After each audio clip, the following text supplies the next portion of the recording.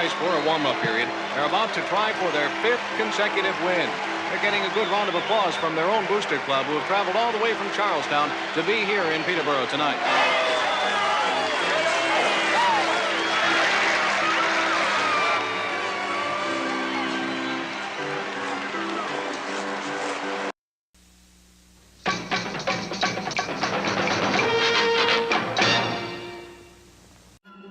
Stop doing those diet or workout fads to lose weight. Use the tried and true approach from Rockin' That Ideal Life that helps you find balance while enjoying food in moderation and nourishing your body. Try the Lean 30 program at rockinthatIdealLife.com and let today be your last first day of your weight loss journey. When buying or selling your home, you need to feel protected. Realtor Mike Burgoyne not only looks out for your interests, but as a St. Louis area police officer will make sure you feel safe and well-informed with every decision. Email Mike at strikewithmike.com and start the process today. That's Mike at strikewithmike.com. Welcome to episode 6 of season 13. This is episode number 437, all time of the often imitated, never duplicated. Here come the meat sweats. We're the original St. Louis Blues hockey podcast. Let's Go Blues Radio. Special thanks to our sponsors, rockinthatIdealLife.com, strikewithmike.com, and centerizebrewery.com for, once again, probably sponsoring the show. Please check them out. Also, don't forget to check out the t-shirt shop at letsgoblues.com for the very best St. Louis Blues themed t-shirts at an unbelievably fair price. It is Wednesday, November 15th, and we're streaming live right now on YouTube, Facebook, and the Twitters. You can interact with the show on social media. Our handle on the socials is at LGB Radio. I'm Kurt Price, my co-host for The Big Shoe. Tonight are Bill Day and Jeff Ponder. And believe it or not, producer Austin is in the house. And he's also using no overlay right now. So he needs to get on. We have advertisers on there. Oh, hold on. Austin's. I didn't The problem know. is we don't. This is new to me. Shut up, Austin. We when we have 4 people on screen, you can't really use it. So yeah, no, you can't. when he's on screen, we'll take it off. Put it back on later. Okay. But hey, That's Austin's here. That's all that matters. That's fine. Yeah, that'll work that way. I kind of know what I'm doing, I think. He lives. Yeah, If you knew what you were doing, you should talk closer to the microphone. Mm-hmm. I'm sorry, we didn't go over this before. I don't think the right mic is even on. The right mic is not even on for Austin. So there you go. We're off to a great start here, this guys. Close to intern Austin. This close. I'm glad somebody brought it up before. There you go. There it is. There it is. I'm glad somebody mentioned it before we started. That didn't sound off or anything, but no, it's okay. I appreciate it. This is performance review season, and it's not going well. This is the make or break season for my contract. If it's going, we might have to let you go right before Christmas. Did you notice how Austin, when things were going rough for the Blues, Austin's nowhere to be found, and all of a sudden that they're playing very. You know what? Well. I'll just Here he stop is. showing All up. of a sudden. Is there such a thing as a fair weather producer? Yeah, right. We have. I will not produce when the Blues are losing.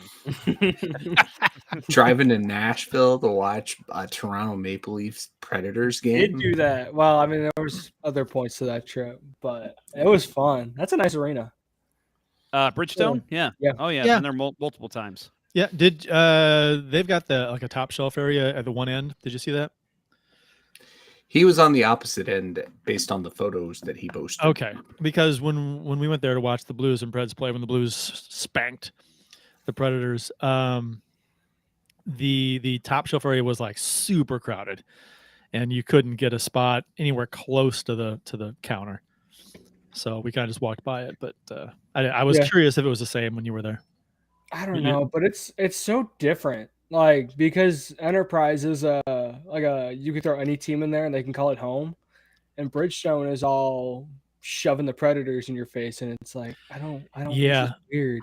Also, the ceilings are very low, and I hated it.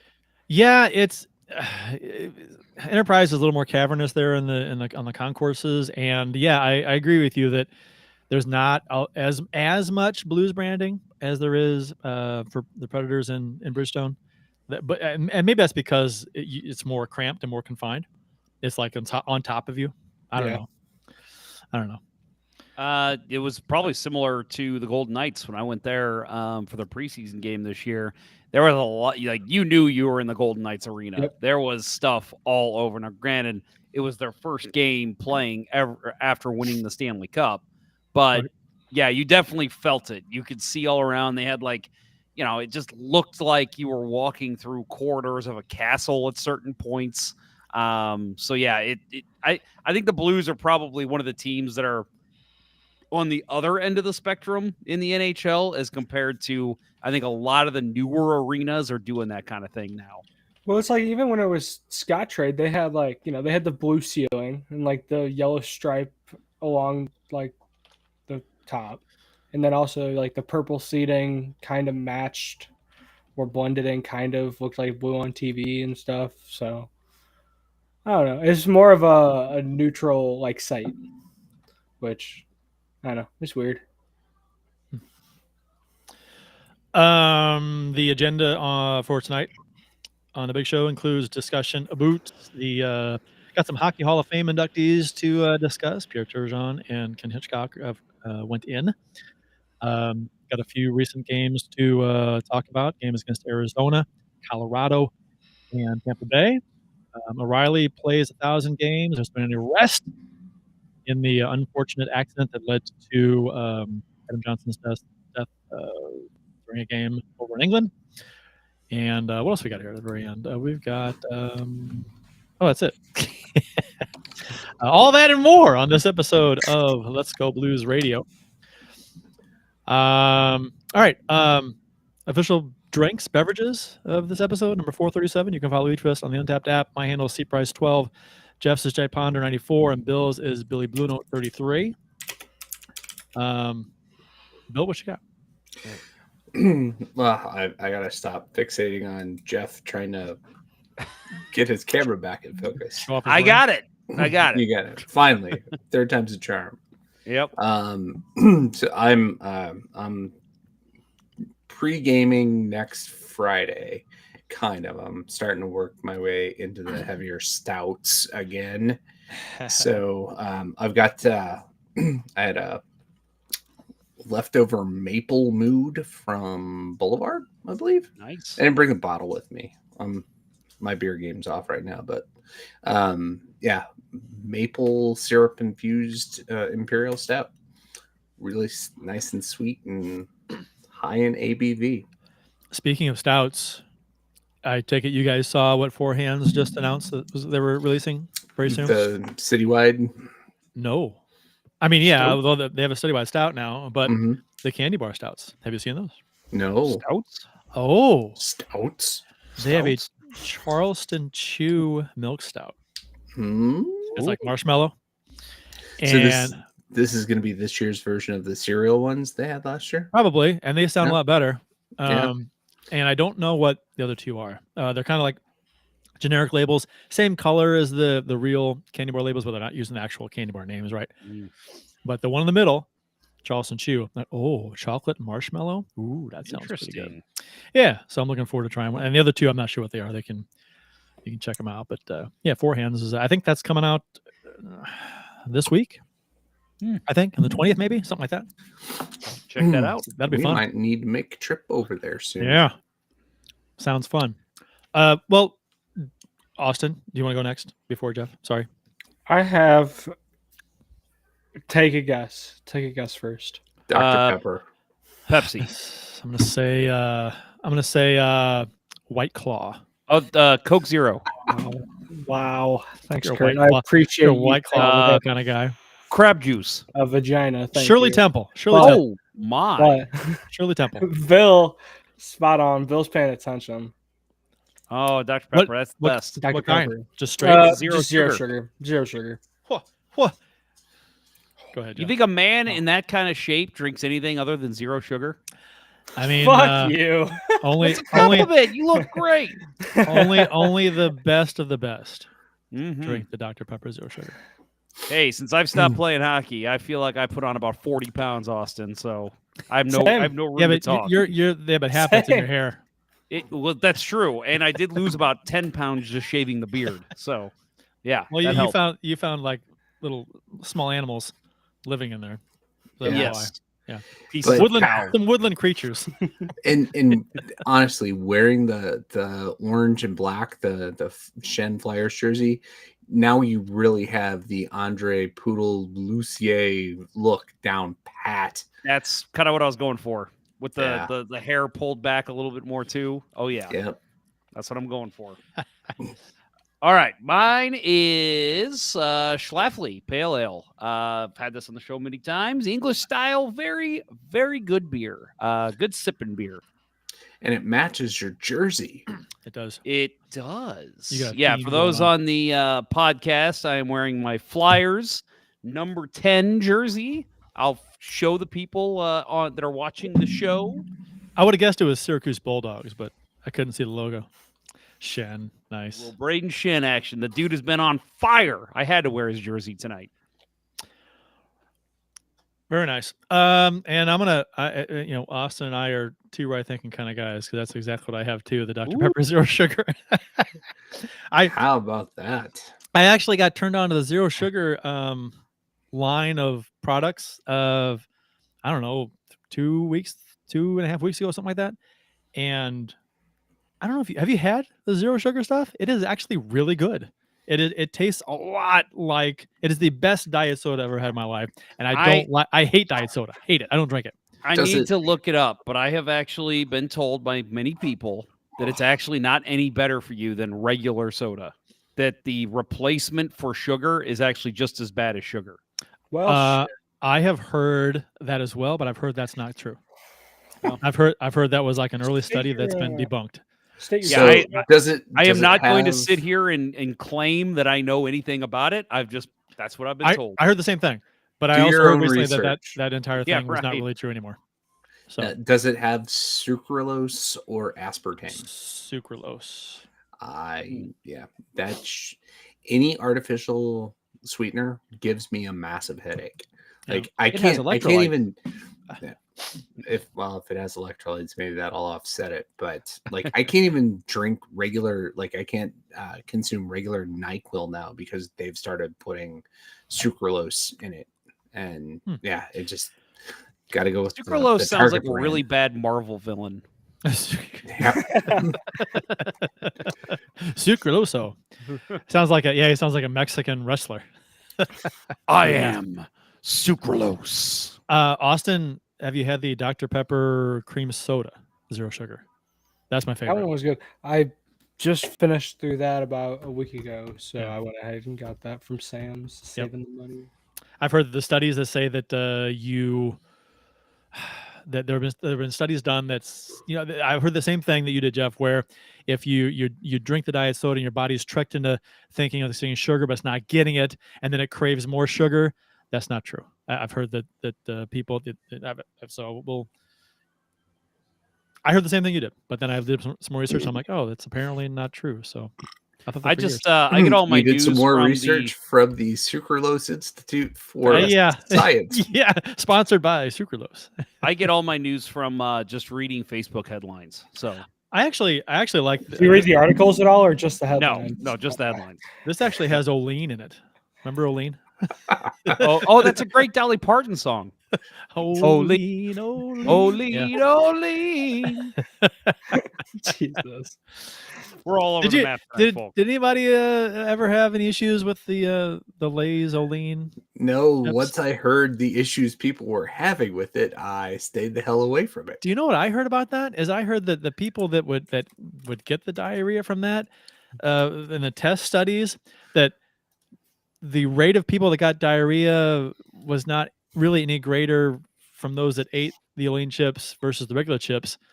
The diarrhea just happened at the same rate, and some people got it like they would normally, and I think they made a big deal about it. I think that was a little overblown, maybe, from what I heard.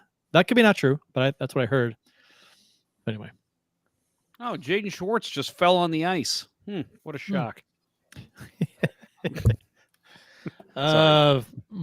More that girl says, is Olean the same as Olestra? Oh, that's a great Kubrick movie, The Olestra Steps. We're not getting anything accomplished in this show. I am These full questions of are them asked. tonight, We are folks. 15 minutes in, guys. Try the veal. I'm here all week. Oops. No, I just got no. I Yeah, You haven't. Matt got to read Harris the is comment first, Austin. We got Yeah. podcasters. Matt Oh, Harris says, "Glad to hear the allegations against you were cleared, Austin." They weren't. I don't I'm think they just- were. I I'm think just running away. He's They're just not. out on bail. It's allegation parole for Austin tonight. The only reason Austin's here is we want people to tune in because they're just like, oh my God, they're letting in that guy who did that horrible thing back on the show. Dude, show do you me- want to see the giant tattoo on my back from prison? Well, just show the ankle bracelet. Is it like a Mad Lib? Like you can flex and it like changes? No, it's a pair of badly drawn boobs. Oh, boobs. All right, let's move along. All right. Enjoy your guys' show. I'm gonna stop ruining it. You got it. All right. Pierre Turgeon and Ken Hitchcock were inducted into the Hockey Hall of Fame, which is you okay? Sorry, I'm trying to fix the overlay. I just we saw got it. it now. We're good. I almost had like a seizure from these flashing overlays come on the screen. We are off to an awful start. Okay, good night, everybody. It is. I would imagine most people think that the Hockey Hall of Fame is the NHL Hall of Fame when it is not. It is all of hockey, all the Wasn't hockey there world. Somebody who argued that, was it last year? They said something on Twitter like, "This is the NHL Hall of Fame," and we were like, "No, it's not. No, it's the hockey. It's the hockey world, the entire hockey world. The NHL is a large part of it, but it's not. There's a lot more to hockey. It's because than it's just the NHL. highest league, which is why like you're not getting players from the AHL being put in there, but you're getting women's hockey, you're getting the Russian Federation. It's the whole world. Yeah. The entire list of inductees for the 2023 class are Tom Barrasso, Henrik Lundqvist, Pierre Turgeon, Mike Vernon, Carolyn Alouette, and Ken Hitchcock. And Ken Hitchcock and the family of Pierre Lacroix. Don't forget Blues great Tom Barrasso. Blues great. Yeah, how many did he give us? Like 3? I think 3. Hey, Tom Barrasso is a legend for really normalizing the Aeroflex pad in the NHL. So in the goalie community, he is, I mean, apart from being, such a high draft pick, one of the highest drafted goalies at the time, and having such great early years in Buffalo and really maintaining a great thing over the career. The Aeroflex pads, which your brother Keith used to wear. He did. Yeah, they were, and they were a really nice set of roller hockey pads at the time. Yeah. Plus, he's got ass in his name, so that's worth calling out. No, I love Tom Barrasso. Actually, I remember as a kid. You pronounced it wrong. I guess what? You pronounced his name wrong. It's Tom Barrasso. Barrasso, right?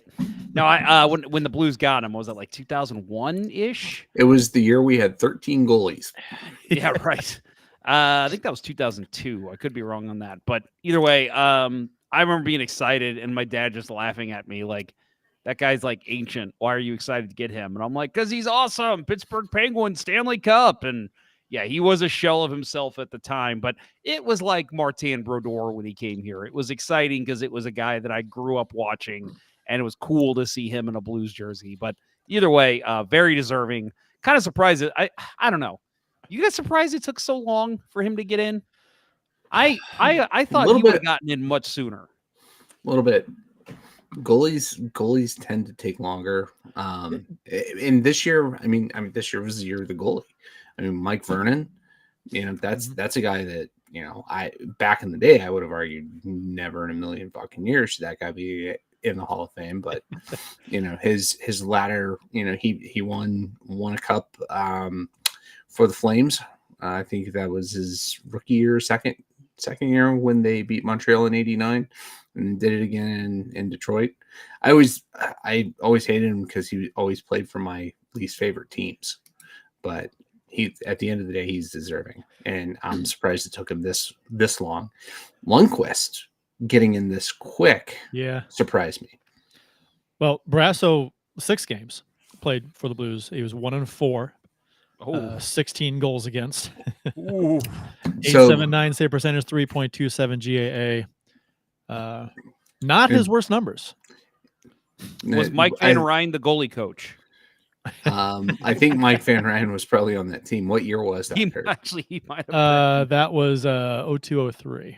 Yeah, so that was the year that we went through Cody Rudkowski. You name all six. Let's see if Chris Bill can name all six. Chris Beckford-Sue. Yep. You got Tom Barrasso, so that's 3. Reinhard Davis. Yep. Curtis Sanford. Yep. All right, and then Brent Johnson. Brent Johnson. There you go. I believe that's correct. Did you say all 6? There was 7. There were 7. There's one more. There's one more. Who did you say? You said Johnson? Johnson, Rudkowski, Davis, Beckford-Sue. Beckford-Sue's not on there. No, Beckford-Sue's not. Was he the following year? He wasn't 02-03. The hyphenator? Oh, you're right. It wasn't Beckford-Sue. Davis. Sanford. Okay. So you're missing a big one. I don't want this to take the Chris whole show. Osgood? Chris Osgood. Yes. And then there's one more. He was the backup to start the season. Fred Brathwaite? Fred Brathwaite. There you go. Okay. I used him in Wordle or in Puckdoku today. Yeah. I have his Oshawa Generals Junior card. There you go. That was the Eric Lindros set. Did the Blues ever play the Sanford and Son theme song when Curtis Sanford was in it? No, because my brother and I used to say that all the time. Why not? Yeah, why not? Who's out of respect? Yeah, they've had 2 Sanfords on the team, and they haven't done that. Red Fox. That I don't know. Maybe he specifically requested they not do that. But if they did, they've had 2 Sanfords, and they haven't done it with either of them. I don't understand that. Yep. Curtis Sanford, friend of the show, by the way. Friends of the show. Turgeon played 19 years and had stints with the Buffalo Sabres, New York Islanders, Montreal Canadiens, St. Louis Blues, Dallas Stars, and the Colorado Avalanche. The Canadiens dealt Turgeon to the St. Louis Blues early in the 96-97 season. The Blues sent Murray Barron, Shane Corson, and a draft pick to Montreal. Great trade. Great trade. Yeah. He was so good for us, and I think underrated. Yeah, he was. We talked about him a lot being underrated when we did our all-time teams and stuff like that, and the draft picks. The fantasy draft we did. He scored better than 20 goals and 60 points in each of his 5 seasons with the Blues, including 30 goals and 82 points in the 2000-2001 season. He had 1,294 games played, 515 goals, 812 assists, 1,327 points. Was a plus 139 in his career. He had more points, 355, and games played, 327, with the Blues than any other franchise. So he was dominant here. He was a top, would you say top 5 center at the time? I'd have to really dig into other teams, but I'd call him a top 5 center at the time. Yeah. That the first year with Hully, they had some insane chemistry, right? And wasn't he so Keenan was out at that point? And that was one of Larry Plo's first moves. Is that right? I can pull it up. Sounds correct. You got to figure again. Thinking about top 5, we've got Sergei Fedorov of the Red Wings, Steve Yzerman, Joe Sakic. Man, who else would be up there? Peter Forsberg, I guess. A lot of these guys are on the same team. Yeah, Eric Lindros. I don't know. I think he makes an argument for top 5 with a lot of those names. I mean, Gretzky had kind of fallen off at that point. Lemieux wasn't playing that whole stint. Well, he was. 96-97 was his first year here, so he overlapped with Keenan a little bit. So Keenan would have made that trade. Keenan was gone 33 games into the season that year, replaced by Roberts and then Quenneville. So, and Turgeon played 69 games for the Blues that season.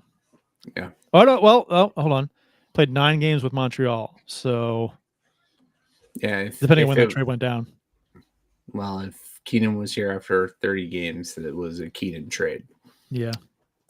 Man, now I'm thinking too. Dallas had Madonna and Neuendijk. Right. Man, all these teams they had 1-2 punches. They were stacked.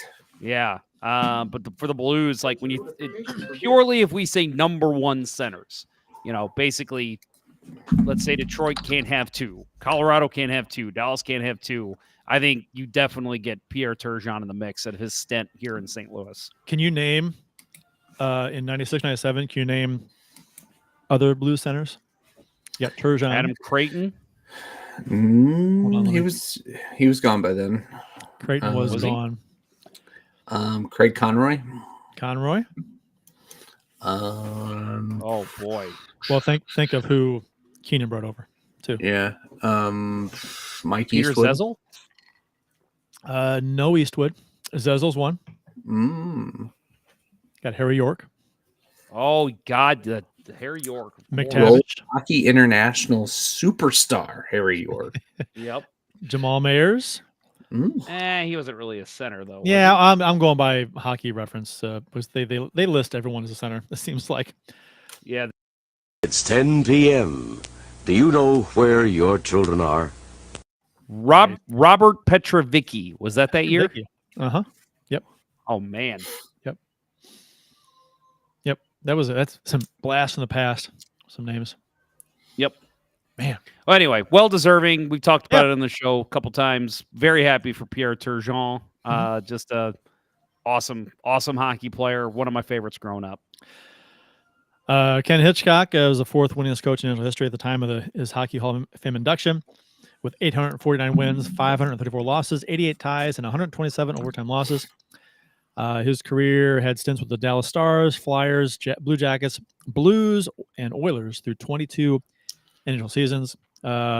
November 6, 2011, the Blues hired Hitchcock, and by the end of that season, he was awarded the Jack Adams Award as the NHL's Coach of the Year. The team turned around on Hitchcock, and he finished that year 2 points back of the winning the President's Trophy, and had a record of 43, 15, and 11. In the 15-16, the Blues went to the conference final, and on May 31st, 2016, Hitchcock announced that he would retire from coaching at the end of that season, yet he was unable to finish that season when he was fired in February of 2017. Well, and then he came back and coached Edmonton after that. Yeah, and he did, and he's actually still technically employed by the Blues as a consultant. Yeah. So, and I think Brube said yesterday or the day before that he talks with Ken Hitchcock a lot. So, because Hitchcock watches the games and always has advice and information and stuff to share. So, he's still an influence in the Blues organization to some degree. Mike Schloman in the chat might be a new live listener. He says, I believe he means Pierre, but he says Pete Turgeon was a stud. Sneaky Pete. Sneaky Pete. Yeah. That was the nickname. Yeah. Yeah. His I watched Hitch's and Turgeon's induction speeches, and Turgeon's I didn't realize he lost his daughter, one of his daughters, tragically at a very young age. So that was a surprise, but I didn't know he did talk fondly about his time in St. Louis and about McInnes and their carpooling to games and all the talks that they had. So that was pretty cool. One of the things, every time I hear Turgeon's name, I always think of the Dale Hunter incident when Turgeon played for the Islanders in the playoffs, and he just destroyed Turgeon and dislocated his shoulder after Turgeon scored. I think it was the game. It was overtime winning goal, game winning goal late in the third period, a winning goal, something like that. That was. I mean, if you look back on that and you look it up on YouTube, it's there. That is one of the most egregious cheap shots ever. Oh yeah, that's terrible. I put that right pretty close, even though it was a much worse result for Steve Moore. I put that pretty close to the Bertuzzi incident because he had no idea he was coming. I think it's a distant third place behind Bertuzzi and Marty McSorley on Donald Brashear. Yeah, which we're going to talk about later a little bit. Yeah, I think. Yeah, I mean, checking the guys. Yeah, so long after the goal. He knows what Hunter was said at the time. He's like, I didn't realize he had scored. Yeah, And he was, bullshit. I mean, it doesn't matter. The Yeah. puck was nowhere near him anyway. You know, it was just, I mean, terrible play. Yeah. Right. And that was the 93 team that, who knows, like I didn't Turgeon wind up missing the season or the series against Montreal. I believe Montreal went on to win the cup. I believe so. I mean, that was a very pivotal moment. Yep. Okay. So we're due for a break. After the break, we're going to discuss the last few Blues games, kind of talk about how the Blues have been playing recently. You are listening to Kurt, Bill, and Jeff on Let's Go Blues Radio. We'll return after these messages.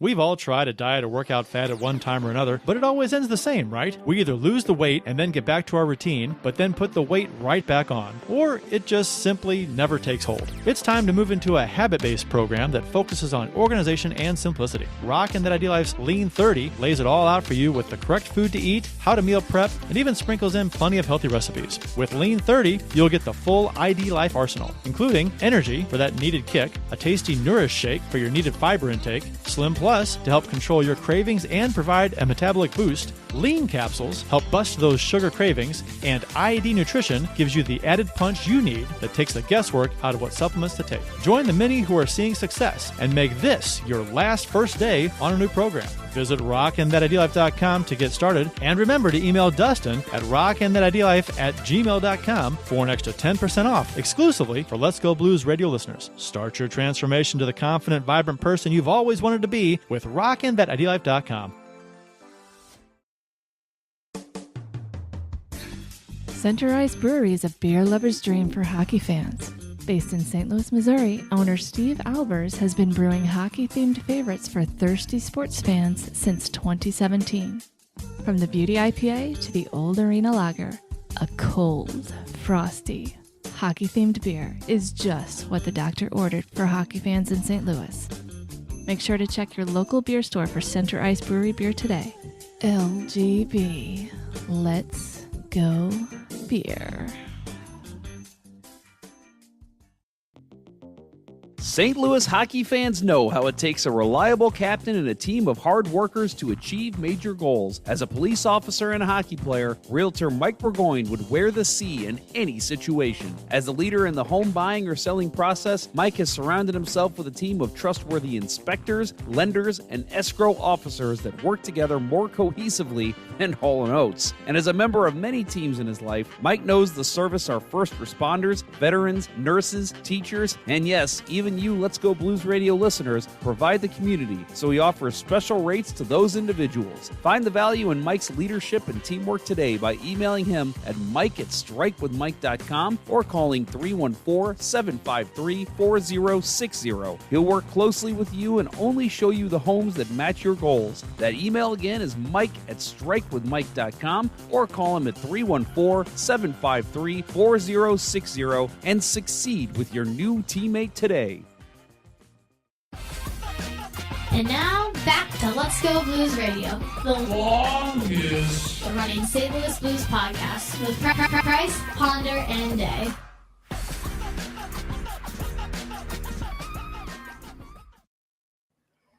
Austin Lynch behind the scenes on the ball with that commercial break. Yeah. It's like Matt, he never left us. It is. So Matt Harris asked in the YouTube chat, you all seen the PWHL jerseys? Absolute garbage. Only remotely good ones are Montreal and Toronto.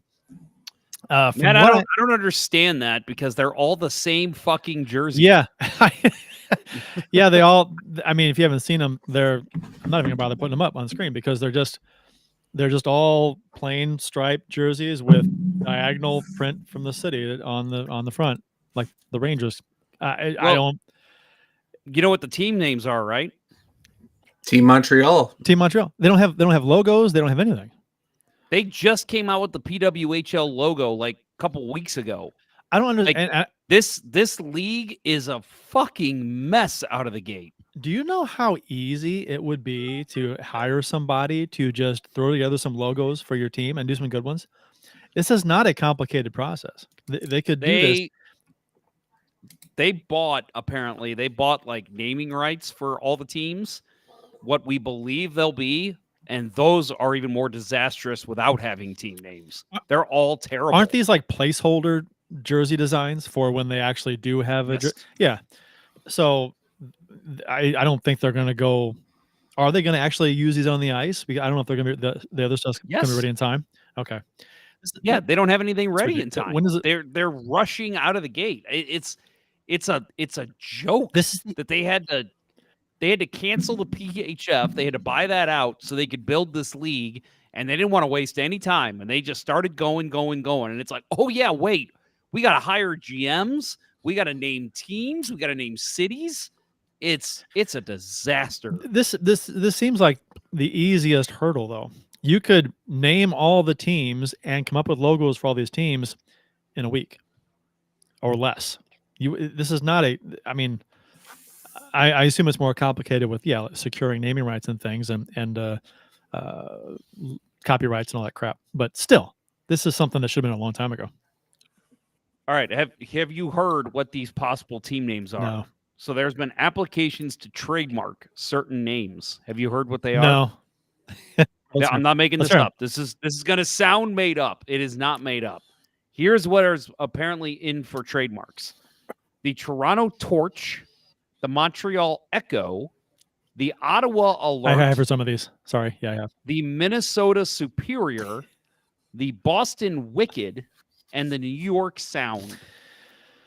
What? The Montreal Echo? The New York Sound. Let's go Echo. The New York Sound isn't bad.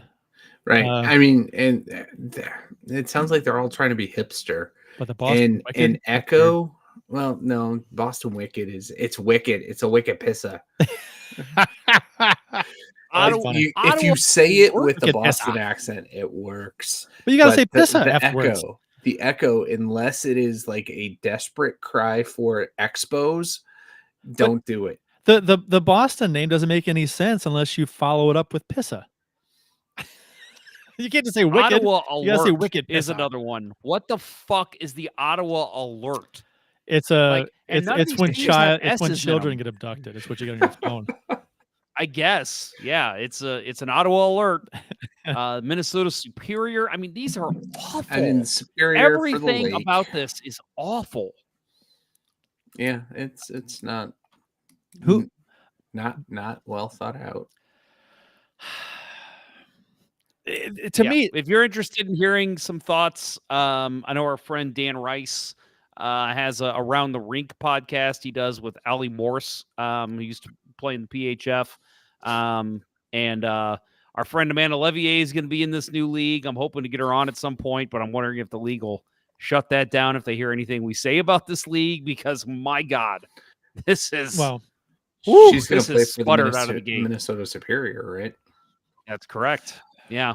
Which there's a long, rich history of the Minnesota Whitecaps. Before PHF even existed, there was a Minnesota Whitecaps organization that won a bunch of championships, part of the organization, just part of the history and the culture of Minnesota hockey. Why they didn't just take that name from the PHF and run with it, I'll never know. They had to make something new, had to make it their own. It's laughable. I don't hate the Superior as much as some of the other ones. They are on Lake Superior, so there's the tie-in there. But right. And you can go with the church lady quote: "Somebody's feeling just a little bit superior." So if we ever get a team, are we going to be the St. Louis, Mississippi? The Mississippis. It should be, right? No, it's going to be the Mississippi, because no other team has an S in it. What's better, the Superiors or the Superior? The Superiors is better, right? Probably. Yeah. Yeah. So severe lack of creativity in this stuff. It's like they're trying to go. Maybe they're like just so forward thinking that they're like 10 years ahead of the curve, and all of a sudden these names 10 years from now will be cool. Maybe they're ahead of the game. Nope. I think this question was probably for Bill from Matt Harris. Have you seen the athletic article talking about the Bruins goalie coach using the shin lock? Would love a goalie perspective about it. Have you heard that, Bill? I have not. I don't know what that is. The I shin don't know lock. how. There's your homework. I get 15 damn alerts from the Athletic a day, and I don't know how I missed that one. I'll check it out and give you my thoughts next week. Homework. Yeah, there's your homework. Damn it, our listeners are giving us homework now. They are. Well, they're giving you homework, not Kurt Shin and I. lock. What would that even be? Is that like a style? Like a I would think it's like the elbow lock, right? shin lock? For elbow pads. Yeah, equipment or like a style. Okay. I would think it's an equipment thing, right? Yeah, I will have to look into it. I'm hoping it's not like a chastity belt because that would be bad. But all right. Blues played a few games since our last show. They beat the Coyotes 2-1. Scott Perunovich got back in the lineup finally. Played 14:51 and had 3 block shots in his first game since October 27th. And it's worth noting that it was not an 11-7 lineup. He actually let Perunovich play defense. Him and Scandello in the third pairing. Hofer got the start in this game. Played well in this game. He's now 3-0-0 with a 1.34 goals against average and a .950 save percentage in his past 3 starts after allowing 6 goals on 42 shots and a 6-2 loss against these same Coyotes on October 19th. So a nice little revenge win for the Blues and Hofer to atone for the bad loss earlier in the season against Arizona. Which in this game, I didn't think this game was the best game by the Blues. I thought they kind of snuck out of there with a 2-1. I think Hofer played really well, but the Blues didn't really. I mean, it wouldn't have surprised me if they lost this game based on the way they played, but they did win. What were your thoughts going into this game? I if you would have asked me, I probably would have said start Binnington, but after the fact, I was like, you know what? I like that he started Hofer. He gave him the opportunity to come back in a team that he just got shelled by and did not look good against. And he came back and let him get his revenge, and the Blues come out of that with a 2-1 win. I thought, obviously if it goes the other way, it blows up. Blues lose 6-1. We're probably saying, what a horrible decision by Berube. But I like this move. I like letting him kind of get his own revenge against the Coyotes. I don't think there's a bad. I mean, there's an argument to make for both, right? You can start Binnington because of the bad game Hofer had against him last time, or start Hofer to give him a revenge game, right? And I'm sure as a goalie, as a competitor, you want a second crack at this team because you got lit up last time. So I'm sure, Bill, if you get lit up against one team, you want to get right back out there and show them that you're better than that, right? Yeah, absolutely. And I think it's absolutely the right call at this point in the season too, right? It's still early that you give the guy the rope to either show you what he's got or that he doesn't have it. And I that was a decision, a rare time I will agree with the goalie decision by the Blues. Binnington's home numbers are just insanely good.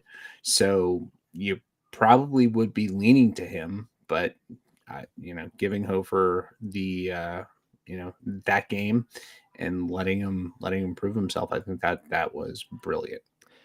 You know what I love about Hofer is, and I know we said this in 2019 about Binnington and even the year after, it's a different kind than Binnington. I feel like he's got this swagger about him that's just like, he's just got confidence. He exudes confidence, like the way he makes saves, the way that, he'll cover a rebound and just kind of pop up.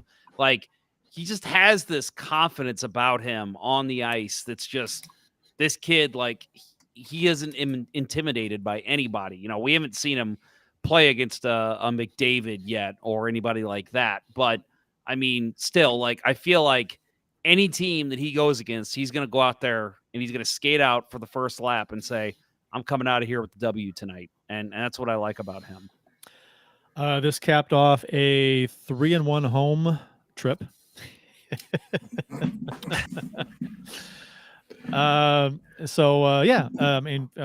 Won 3 out of 4 on the home trip, homestand.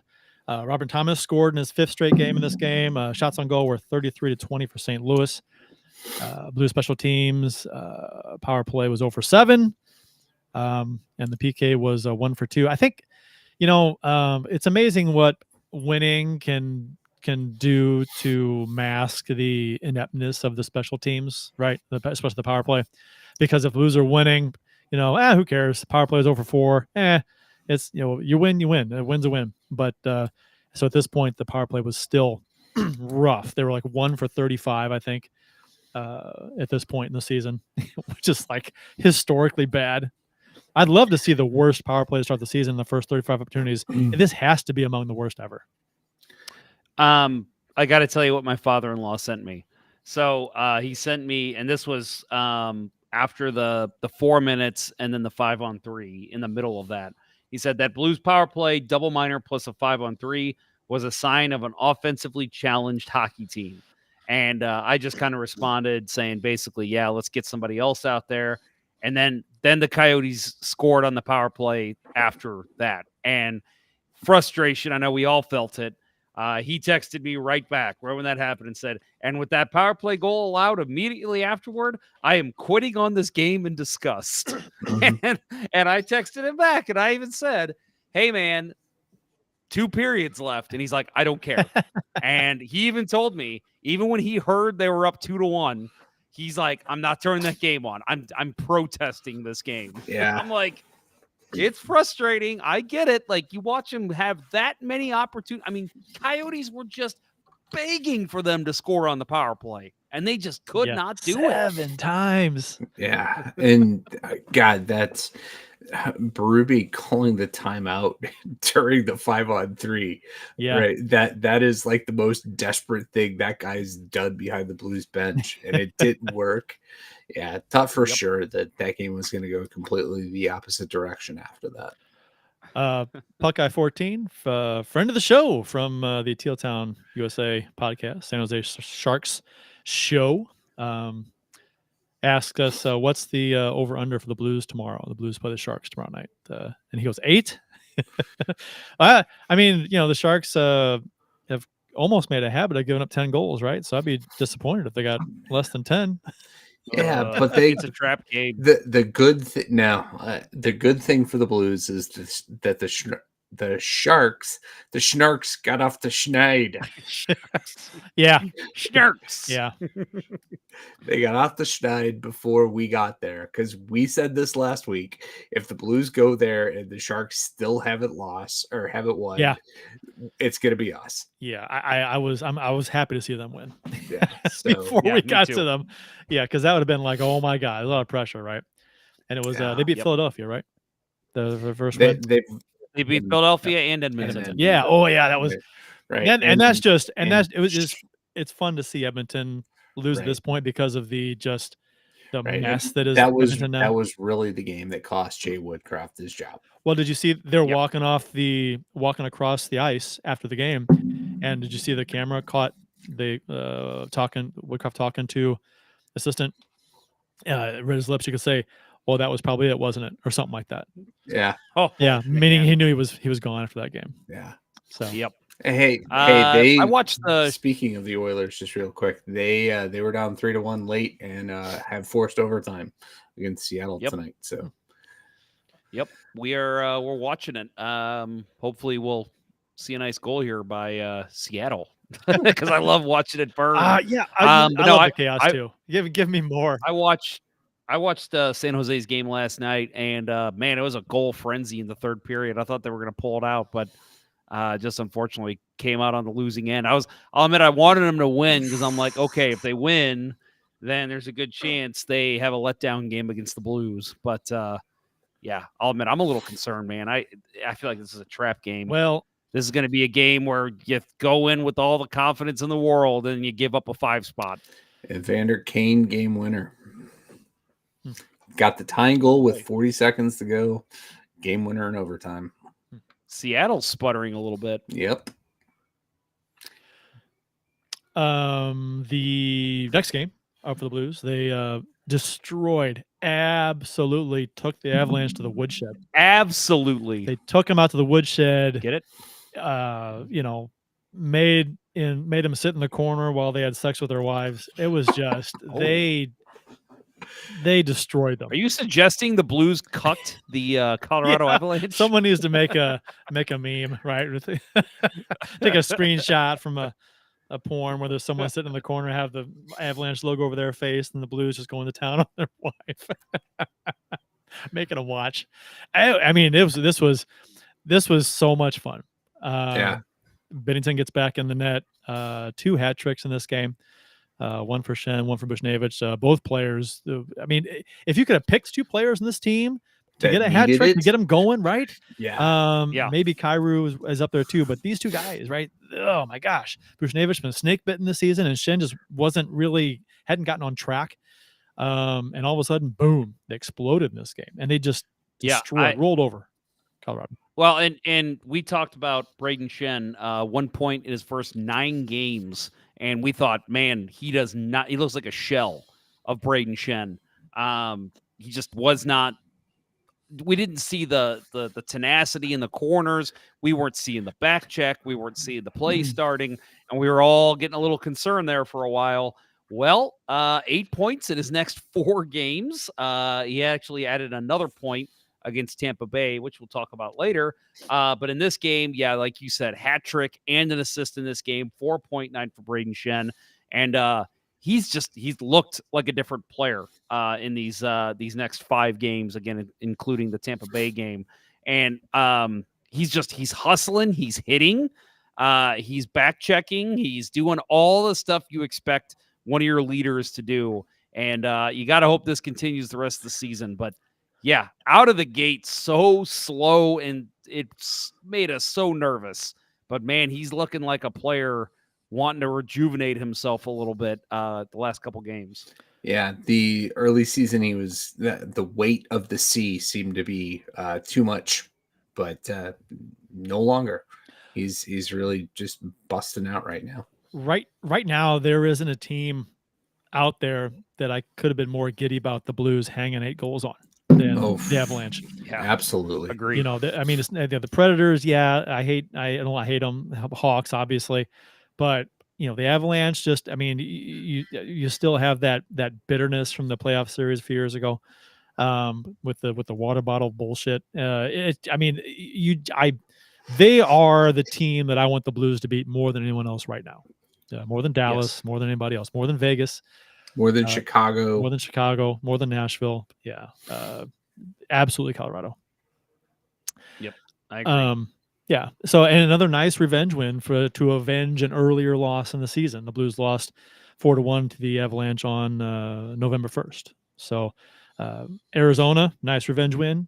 Colorado, real nice revenge win. Buchnevich, we talked about 3 goals, had 2 shorties in there as well. He's the 3rd player in Blues history to do so.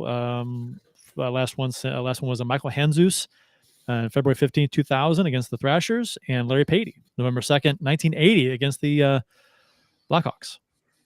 So, and the third. And and we'll add too, the Buchnevich, 3rd player in the past 20 years to score a power play goal and a shorthanded goal in the same game. Last one to do that was Zach Sanford, Sanford and Son. Remember them always playing that song every time he hopped over the boards. March 1st, 2021. And then, of course, Andy McDonald, November 14th, 2008. So pretty elite company there for Buchnevich. That'd be a heck of a line right there. Sanford, McDonald, and Buchnevich. Bednar, after the game, said, it was quoted, "The 3rd period was a joke. That was the worst period I've ever seen from our club. We're getting outplayed. Goaltenders getting outplayed by their goaltender. Forwards getting outplayed by their forwards. D are getting outplayed by their D." And I'm like, yes, give me more of this. More of these. Well, and it was what, 4-1 going into the 3rd? Yeah. Yeah. So it I don't want to say that's a close game, but it's not like, completely out of reach to say Colorado, if they have a strong 3rd period, at least force overtime. But the Blues just came out rolling. They didn't sit back. Colorado looked like an AHL team. Yeah. But once they made the goaltending change and brought in Prosvetov, he played well. He played extremely well. Thank God. They could have had 10 goals. Right. Thank God that he didn't start that game. Otherwise, I think it's a totally different story. For some reason, he seems to have the Blues number. Yeah, Georgiev's off his game right now, and getting to play him, perfect timing for the Blues.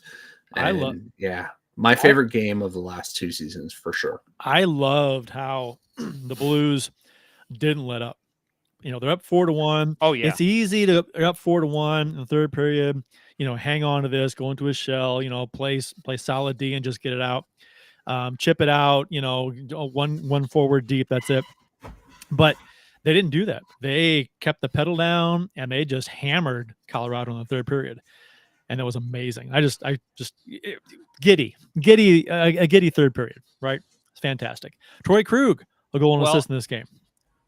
I mean, yeah, I was gonna say the defense was activated, and listen, we could sit here and talk about how bad Tyler Tucker was his past couple games, but that's not where I'm going with this. Scott Perunovich adding in that other element from Scott Perunovich on the back pairing has been, I think, a very nice addition to this team. And I hate to say, Berube, Jesus Christ, everyone saw it but you. I know. But that kind of is where we were at. We're like, everybody's thinking Perunovich needs to get his ass in there.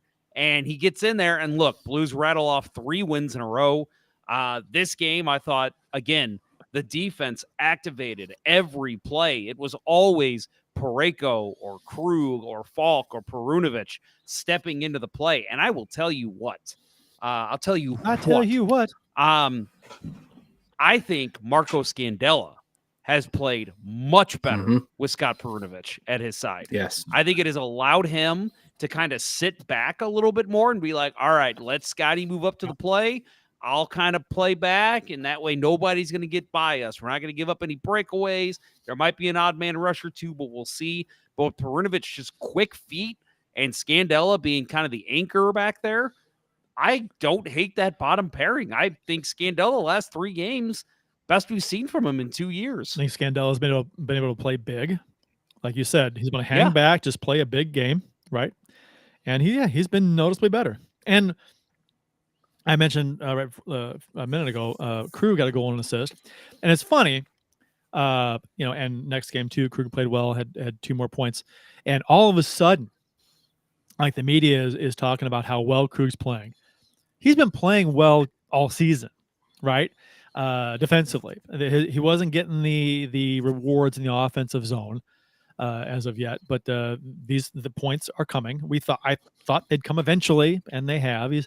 But now, since he's putting up points, you see the media talking about how well Krug's playing all of a sudden. And it's like, no, he's been good all season. And it's so stupid to me that a defenseman is only recognized as playing well when he's putting up points. And I know Krug is supposed to put up points here, but still, he should have been getting credit for how he was playing defensively this whole season so far, because he's been much better. Oh, I got toasted on social media because I suggested that look at his defense. He's playing better defensively. No, he's an offensive defenseman. I mean, we talked about it on the show. I don't need to rehash it, but that's what I'm like, come on, just watch his play. The points will come when you're playing better in your own zone. Like, you need to take the small victories and see, okay, Torrey Krug is breaking up plays, getting the pucks to the forwards, joining the play, not getting caught as much. He was still a little bit, but that was my point, I'm like, the points are going to come if you start playing better positionally. And that's exactly what he was doing. And now we're reaping the benefits offensively because he's figured out the back end of his game. Now it's translating to being able to get up there in the rush and get points. And I don't know, I just kind of wish I could, like all those assholes on social media that toasted me, I want to go back to each one of them and just be like, can you understand what I was saying now? Good Lord. It is a nice sense of satisfaction being right, isn't it? I mean, just about stuff like this, when you get roasted and you just revisit it and you're like, I was right. I might do that. I might go back tomorrow to that when I got toasted by everybody and just be like, yeah, you know what? What do you think now? Well, and like Bennington, like this season compared to last. How many times last season do we say you put a capable, average to above average defense in front of him, his numbers are going to be so much better. And what's happened this season? The defense has been noticeably better, big time. Yes. And what Bennington's like top 5 in all the tons of categories, right, in the NHL. Best home numbers of any goalie. Yeah. And you guys have inspired me. Yeah, you guys have inspired me. I'm gonna tweet at Craig Budden about Colton Parayko. Oh man, yeah. I mean, there's just so many nice turnaround stories to talk about this season, and how that domino effect affects everything else. The defense playing so much better just makes everything else. I mean, you figured the offense would come around eventually because they were in a funk to start the year, bad. You think, man, that should have been a decent strength for this team, but now they're coming around. Defense is playing well, goaltending's playing well, offense is clicking, and they're running over teams right now. Do you guys know Toronto, who is the home of Mike Van Ryn, is their defensive coach, where they rank in goals against so far this season? I have not looked. It's 7th most. Yeah.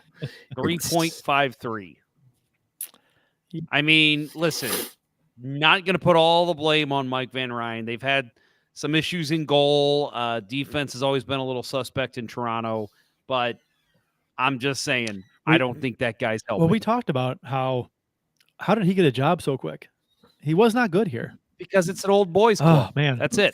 He had a job in the NHL. He won a Stanley Cup. Of course he's going to get another job. Look at Mike Yeo. Right, I was going to say Mike Yeo still has a job in the NHL. Mike Kitchen got a job as an assistant, under Quenneville. Yeah. His biggest thing, though, is because he kind of followed Quenneville. Right. Yeah. And he was great as a lieutenant. The Blues D under Kitchen was just that they were very, very good. He just had no idea how to run the other side of the hockey team, and got laughed out of town. So, Robert Thomas had 4 assists in this game. NHL career high point streak of 6 games. He has 5 goals, 5 assists over that span. Shots on goal were 42-38 St. Louis in this game. Special teams came around 2 for 4 on the power play, 3 for 3 in the PK. And the Avalanche have now lost 5 of the last 7 after this game. And they've allowed 38 goals in the past 9 games. So they're let's talk about that power play. Well, that's a great stat. First of all, love seeing that. Fuck you, Colorado. But did you guys see what Buchnevich did when they scored that first power play goal? Took the puck. Mm-hmm. He took the puck. Yeah. And they asked him after the game why he did that, and he said, "Yeah, it was kind of a joke that we've been so snake bitten that when we score again, we need to take the puck." I did see that. I'm like, yes, that is such a hockey player thing. I did see it. I'm like, what's that about? That's that's not a milestone. At first, goal. I thought, I'm like, okay, what milestone am I missing? Like, was that his certain number of assists or power play point? And then I'm like, oh, okay, that's hilarious. But either way, I thought in the Arizona game, listen, they didn't score, but there was some decent, and I'm actually not even talking about the 5-on-3. I thought later in the game, there was some decent puck movement by the Blues. And I thought, man, now it's just a matter of time. Like, maybe they don't score this game, but they're going to score this week. Like, I even thought, I'm like, we're going to go on Let's Go Blues Radio on Wednesday, and we're going to be talking about how the Blues scored some power play goals. And I thought in this game, right when the power play started, they started moving the puck around better. And then, of course, they get a couple goals, 2 for 4 on the power play. That is very respectable. Sure. Happy to see that. And again, just the fact that they're kind of having fun with it now, too. Like, they score the goal, Buchnevich gets the puck. They all had a good laugh in the locker room. Like, oh, my God, you actually got the puck. The first, 3 or 4 games of the season, the power play looked awful.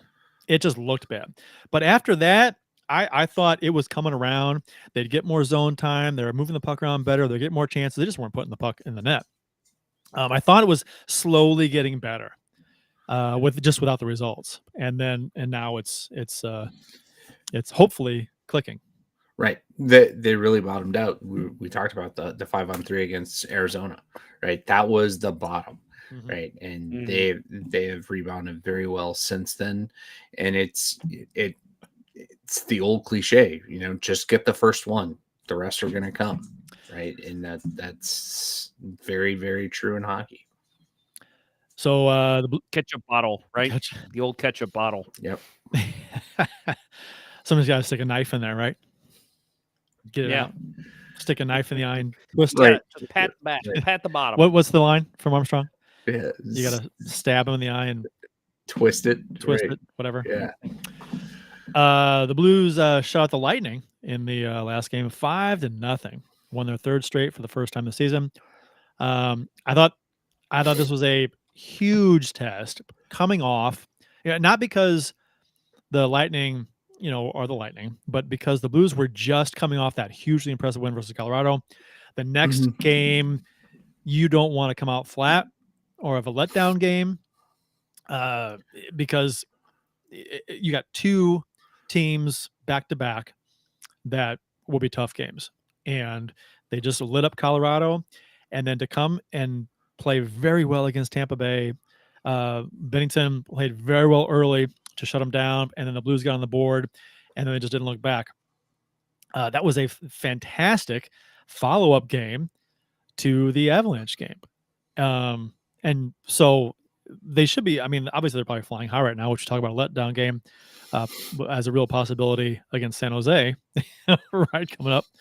But, it might have been a good thing to have a team like Tampa Bay right after the Avs, because if we played San Jose last night as opposed to the Lightning, maybe maybe they're overconfident or something. I don't know. We'll find out tomorrow, right? How they play against San Jose. But also catching San Jose before Vasilevsky's back. He's very, very ahead of schedule. The fact that he was on the ice over Sunday and Monday, I was like, oh shit, don't even get in that game. Yeah, because Johansson's been good but not great, and so getting he's had some games, and I thought he played fine last night. Just the Blues just kept coming. Yeah. And they you could say, well, they didn't have Vasilevsky. Blues scored 5 goals, but they shut him down. Defensively and in net, they didn't allow Tampa Bay anything, even though they had some chances. But Bennington was good. Yeah, all they needed was one. Yeah, early on, especially. Yeah, because they were pressuring early. They had some chances early. But then the Blues got the first goal, and it's like, oh man, here we go again, right? Getting the first goal, it's big. Yep. Yeah. What about those hands from Parayko though? Oh my God! The first goal on that shot. Oh my God, that was. You know what that reminded me of, and it wasn't the same move, but it reminded me just of the way that he used to do that kind of thing. Do you guys remember early in the 18-19 season when they went to overtime against the Avalanche, and he pulled a move to go back and cut a back and cross in front of the net and roofed it? Just a beautiful individual play. And I remember even like last year just thinking, what happened to that Colton Parayko?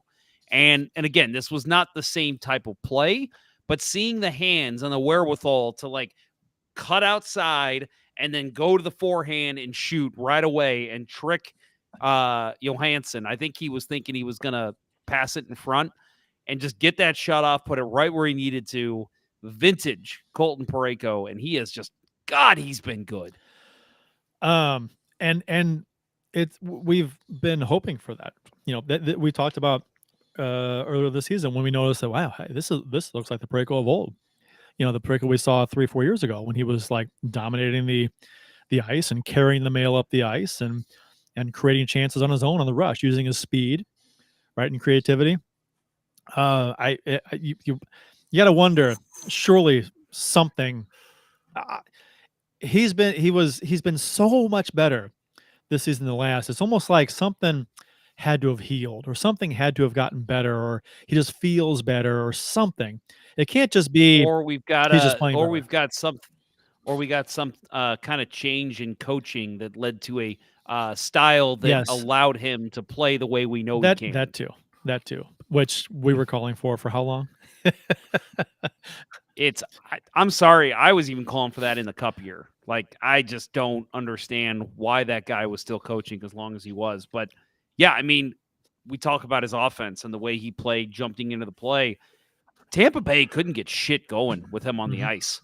Kucherov man, there was a lot of times that dude looked like he was getting ready to work the Blues defense. And then Parayko would just step up, either poke check, make him go to the outside, and then take him into the corner.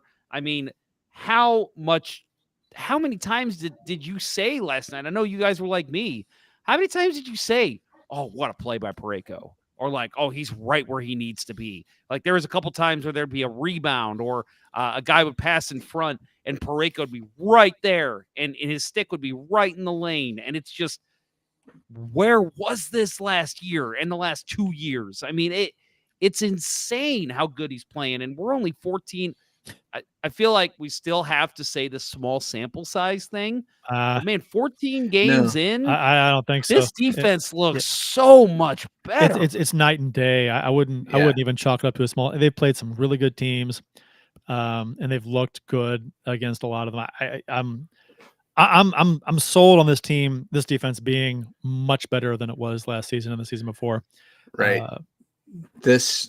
I mean, just overall, this is the time of year that I usually just fear for the Blues, right? You get into that period just before Thanksgiving. It's the doldrums, right? That the reality of the length of the hockey season is set in. And, it's like that, seasonal affective disorder for the rest of us. Shit, I got to keep doing this for a very fucking long time. I don't want to do it. And this team is starting to click, right? It really feels to me like they were building from the beginning, right? They had to find their way, right? And now, things are clicking, and thank God it's clicking with Perunovich.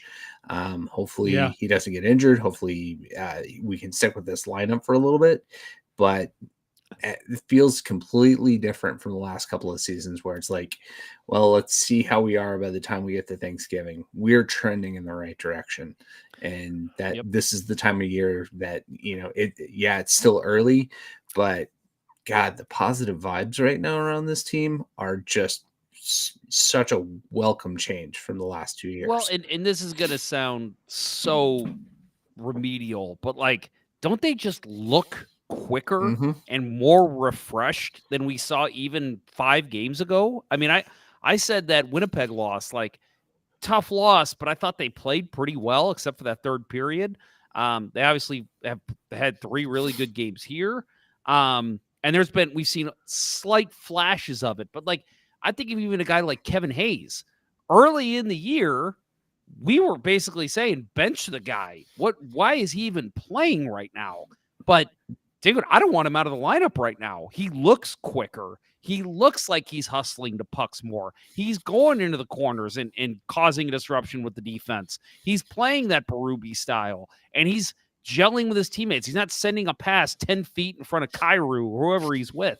Like, this team just looks good right now. And it's crazy to say that even just, again, 5-6 games ago, we were like, who is this team?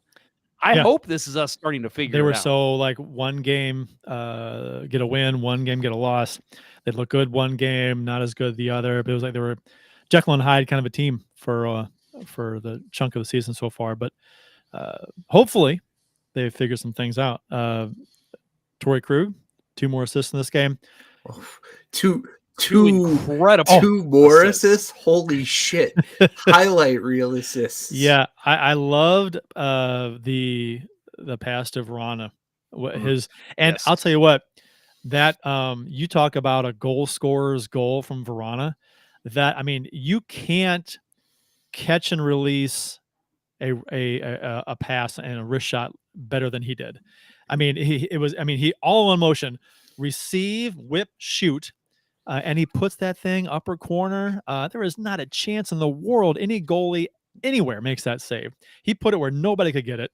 And it came 19 seconds after the goal before. And it was like, it was just amazing. And a perfect pass on that one to Kyrou. Yeah. And great pass by Krug, but Kyrou reading that play and knowing he had that ice and that Krug would hit him.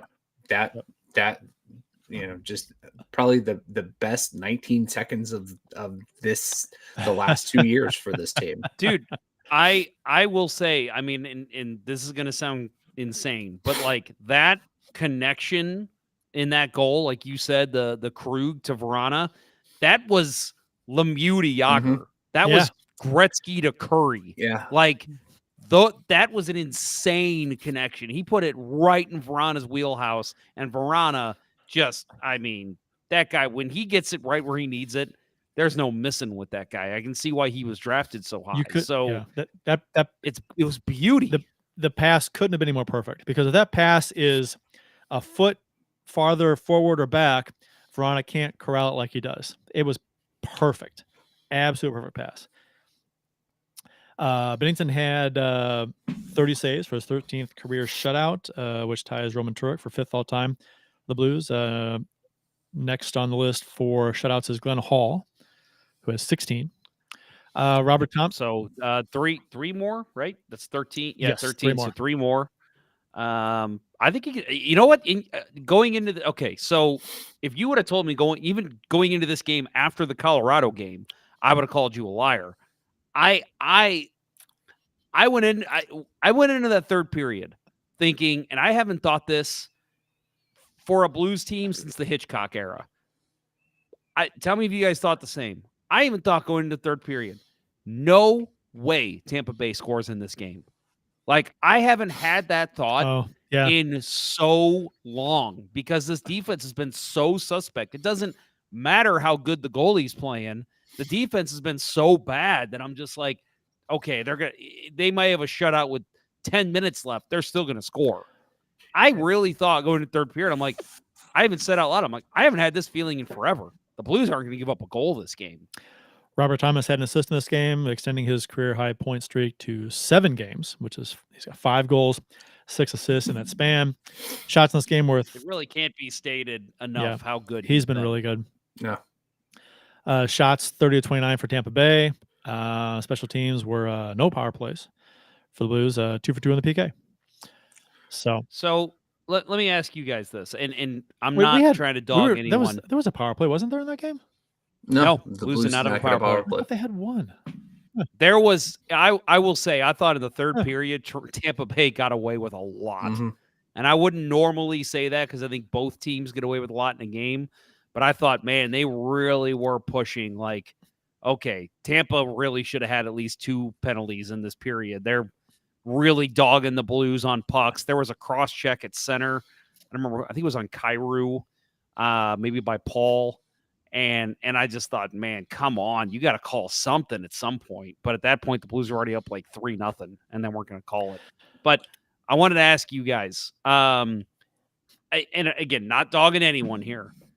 Jordan Kyrou, I think, has played better with Shen and oh hell, who the hell's his line mate? Shen. God, people are yelling into their phones right now. Saad, yeah. I thought he's played better, but I think especially since they broke up Thomas Kyrou, Robert Thomas has looked so much better. Yeah. Kapanen and Buchnevich are just a lot. Kyrou, I think, has always tried to be the guy that gets behind the D. And, Buchnevich and Kapanen have been doing a great job of just being, finding open spots in the zone, not trying to get behind the D all the time. And I think that's worked out very well. And just Robert Thomas being on top of his game and, being willing to dominate the center of the ice. He can do it, and he's taking advantage of it. Yep. The Blues have now won 3 straight and 4 of 5, and that was Tampa Bay's 3rd straight loss. Jordan Binnington, among goalies with 6 or more games played this season, Binnington is currently 4th, before tonight, 4th in save percentage with a .930 save percentage, 10th in goals against average with a 2.27. And for those who care about advanced stats, he's 2nd in goals saved above expected, 5th in high danger unblocked shot save percentage with 861, 6th in low danger unblocked save percentage with 980, and 2nd in wins above replacement with 165. So it's amazing what a capable defense can do for a good goaltender. right? Yes, very much so. And this is, again, guys, I hate to always do this. Hi, but Jeff's mom. Give yourselves a little pack here, right? Oh, my mom. Hello, Mom. She tried texting me during the show, and I was like, I'm doing the show. Leave me alone. And of course, you can't do that. No, of course. So she had to jump on here. Mom, why don't you go ahead and tell the whole world whatever it is you wanted to text me about. I'm kidding. Don't do that.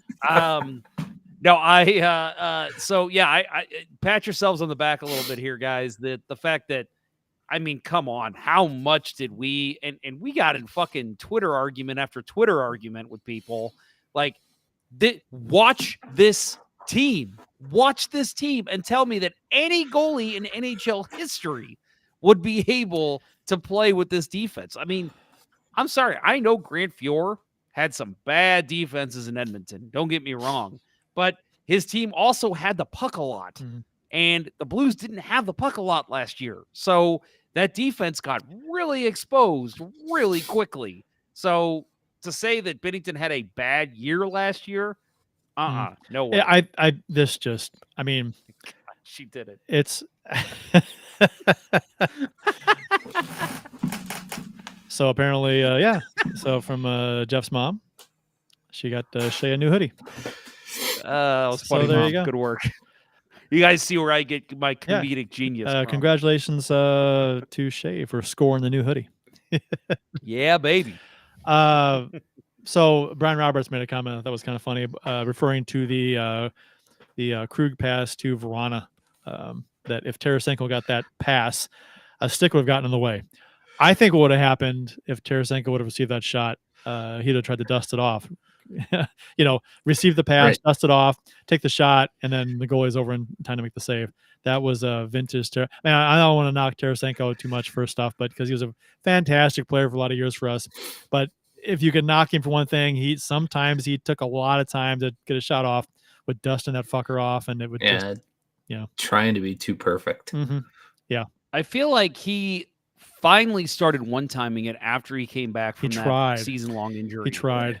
But like, it still wasn't great, but at least he was like, every now and then he would hit it perfect. Yeah. And it's like, I think early that's on, what we needed from you all along. it was like the first or second game back. He ripped a one-timer, upper glove, something. I was like, Right. holy crap, where's that coming from? And then he just got back into his bad habits of dusting it off and trying to have the perfect shot every time. Yeah. Yeah, I watched a Senators game the other night, and same thing. He had a 2-on-1, got a good pass, and he dusted, shot. Goalie came over, slid over, made a beauty glove save. It was a great save, don't get me wrong, but it was like, yep, one time that shit, that's going to the back of the net. Yeah, no, like you said, Jeff, we can pat ourselves on the back for Binnington. I think we're. I mean, the numbers are. I mean, he's playing well, and people are noticing it. It's partly because of the defense in front of him too. So I think it was Tampa Bay. We saw a backdoor pass get through, didn't we? They just missed it. I've seen. That was Tampa. It was Tampa. Yeah. You're saw one backdoor pass get through that I can remember this season, and they just missed. And it was on the power play. I think it was. You're right. So that's a little different. Yeah, it was, but still. it was in so tight where it was like it. And Binnington may have gotten a piece of on it. the tape. Binnington may have gotten a piece of it too. He might have. But the thing is that's been an outlier this season. Last season, you were seeing 3 of those a game. And 1 or 2 were going in. Again, I go back to, I've said this a million times, October 31st, rewatch that game against the Kings. He had 5 backdoor chances on him in one period, and he gave up 3 goals, and people were pissed. He's got to make the big save sometime. He made 2 huge backdoor chance saves. Like, what do you want him to do? Yeah, I mean, what are you gonna do? I mean, I for as long as I've been a Blues fan, and as long as I've been on social media and discussion forums and talking, it seems like goaltending is a position that nobody understands, right? So many people just don't understand goaltending, and they just, I mean, the goal goes in, should have had it. Oh, he allows 4 goals in a game. You got to stop a couple of those. I mean, are you going to even look at these goals to see how they went in or why they went in? Because, I mean, sometimes the goalie has no chance because of the play in front of him. And advanced stats don't tell the whole story. They never have. They probably never will. So, well, I will tell you. I mean, this reminds me of one time we lost a playoff game 8-1 when I was younger. I was in my early 20s, and I came home. I was on the phone with my girlfriend at the time, who was not a huge hockey fan. I told her we lost 8-1, and she goes, "Oh man, your goalie must really suck." And I just laughed. I go, "Actually, I really sucked. I was on defense. I played awful." what was your And she goes, "Yeah, but your goalie's got to make some of those saves." And I'm like, no, if you watched, you would disagree. what was your girlfriend's name? I don't want to say it. First name. You don't remember it, Jeff. You don't remember Jen. it. Jen. Okay. Jen, I did date 2 Jens, she- so was she- I'm allowed to say it, I Was guess. she hot? She was all right. She wasn't bad. She's not nearly as hot as my There you wife. go. There you go. Correct answer. Correct There you go. answer. I could see the I pulled that could one see the out. smoke Pull coming out of that his one ears. my He was sleeve. thinking. What can I say that will not get me in trouble? Yeah. I just wanted to throw that out there to see where it went. Yeah. So with Brian Roberts says in the chat, his biggest thing with Bennington is, can he control himself when the team plays bad in front of him, right? And that's the thing. He is the antics that were talked about so much coming into this year. He's very emotionally even keeled this year. Hasn't shown any really bad negative emotions. And it's hopefully a sign of maturity. There have been some frustrating games, but I don't know. I just want to add real quick. Mike Leon has a great response here. Leon, we will get to Mr. Devin Dubnik's comments in a little bit. I think too that how many times has Bennington have his antics came out to play? I mean, it's not every time the Blues have a bad game in front of him or he allows a handful of goals. It's not like it's every time or most of the time. It's a select handful of times that are memorable, right? Where he's kind of lost it a little bit and has antics. So it's not like, and I think we'll talk about Dubnyk a little bit where he kind of touches on that. And I'm like, he's given the impression that Bennington does this all the time. I'm like, no, he doesn't. He just, when he does it, it's notable because you don't see goalies really do this that much. But when he does it, it's a big deal, which, it's rightfully so because it's interesting, right? Anything a goaltender does is hella interesting. Goalie fight, holy shit, it makes the highlights for the end of the season in the NHL. Well, I saw, and I'm going to leave this up for Bill for the rest of the show, this comment here. Ken Morris says, Bill Day does a great job on the insight into the mind of a netminder. Yeah, I agree. That's why that's the only reason Bill's on the show. We're not friends with him at all. He's our backstop. We don't like Bill that much. We just do him for his goalie insight. But no, I was going to say, I saw somebody respond again, this Devin Dubnyk talk we'll get to later, but somebody responded. It was a Bruins fan that I saw that said, yeah, now ask Dubnyk about Jeremy Swayman. And because if you pay attention to Jeremy Swayman, he's a little bit of a hothead too. But for some reason, nobody has said a word about Jeremy Swayman. And I have to think it has to do with Bennington having that swagger his first year and winning the cup, doing the thing, having all the talk with Bieber, making the All-Star game the next year. He was on top of the world there for about a year's time. And I think it pissed off other fan bases because he was beating them.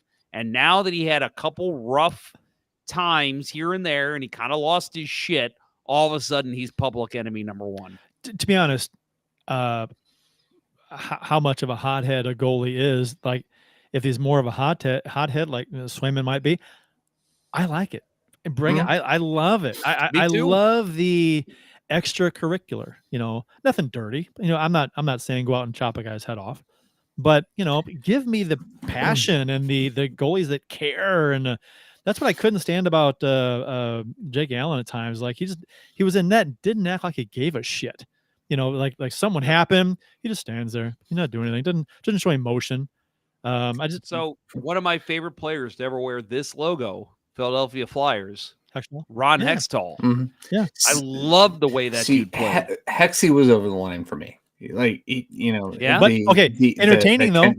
Entertaining. There you entertaining as fuck. But you also got that from my favorite player of all time, Patrick Waugh, right? Yes. Oh man, true. Right. He was a character. I love watching Waugh play. Yeah. Yeah. That, And he was a hothead. Right. He was a hothead. Innumerable highlights. Sure. Right. The Dino Cicerelli chop to the balls. Oh yeah. This is one of my favorite sequences in in hockey history. Right. But yeah, he was a guy that used his emotion to pump up his team. And I really think that's what Bennington was always trying to do. Right. He's trying to channel these goalies from a past era, and that's not like what goalie in the last 20 years has been an emotional leader for the team, right? Most of them have been very stoic and the even keel kind of guys, and that's really, I think, what you need to be in this day and age in the NHL, and maybe Jordan Bennington figured that out. That said, if Marc-Andre Fleury wants to challenge him to a fight, let's see it. I want to see that this year. We got robbed. Yeah. We really I said this at the time. Every hockey fan got robbed because Blues fans wanted to see, okay, let's see Bennington kick some ass and shut up the rest of the league. And then the rest of the league wanted to see Bennington get his ass kicked. Mm-hmm. So every fan got robbed because of that. Read the room. I don't think anything. I'm trying to think in my mind, what has Bennington ever done on the ice that I thought, man, I wish he wouldn't have done that. And I guess you can maybe say swinging the stick at the head of Marchand. It was Marchand, right? No, it was the Wild. I thought it was the Sharks. I thought that was a Wild. Yeah. Either way, it doesn't correct matter, us. I guess. Correct us. Yeah, in the chat. Who was that? Anyway, it doesn't matter. And look on replay, he's like 5 feet away from his head. It was a weird thing to do. He wasn't trying to hit him. It's kind of like the fake punch to Carlson. That was the Sharks play, the fake punch. Right. You know who it was? So who was it? Nazem Kadri. That's right. Avalanche. Kadri. Yeah. Yep. So and the fake punch to Carlson, people make a big deal about it. He fake punched Carlson. Who fucking cares? Right. That is the only one. He punked him. I really think the stick swing, the only reason I don't like it is because sometimes when you're swinging a stick with one hand on it, especially, you do lose control of it. So he easily could have popped him in the face. That's the only reason I did not like. Yeah, but I'm saying maybe it flies out of his hand. You don't know what could happen.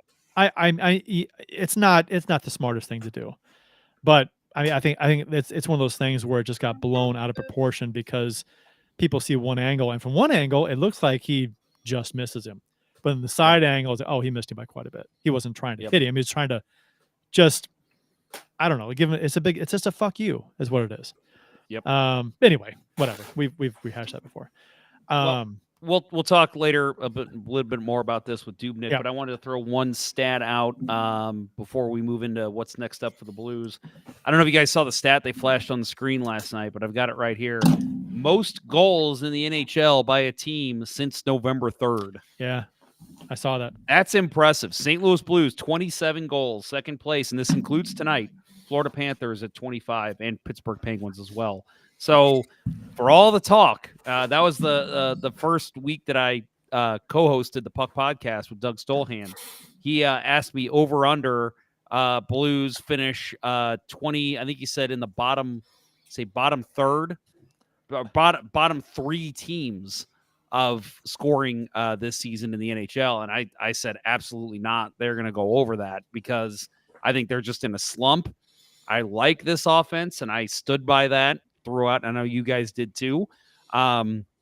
when they were slumping, I said they're gonna break out of this. It's kind of to me, it was like a matter of percentages, because it was like they're getting chances, they're just not going in the net.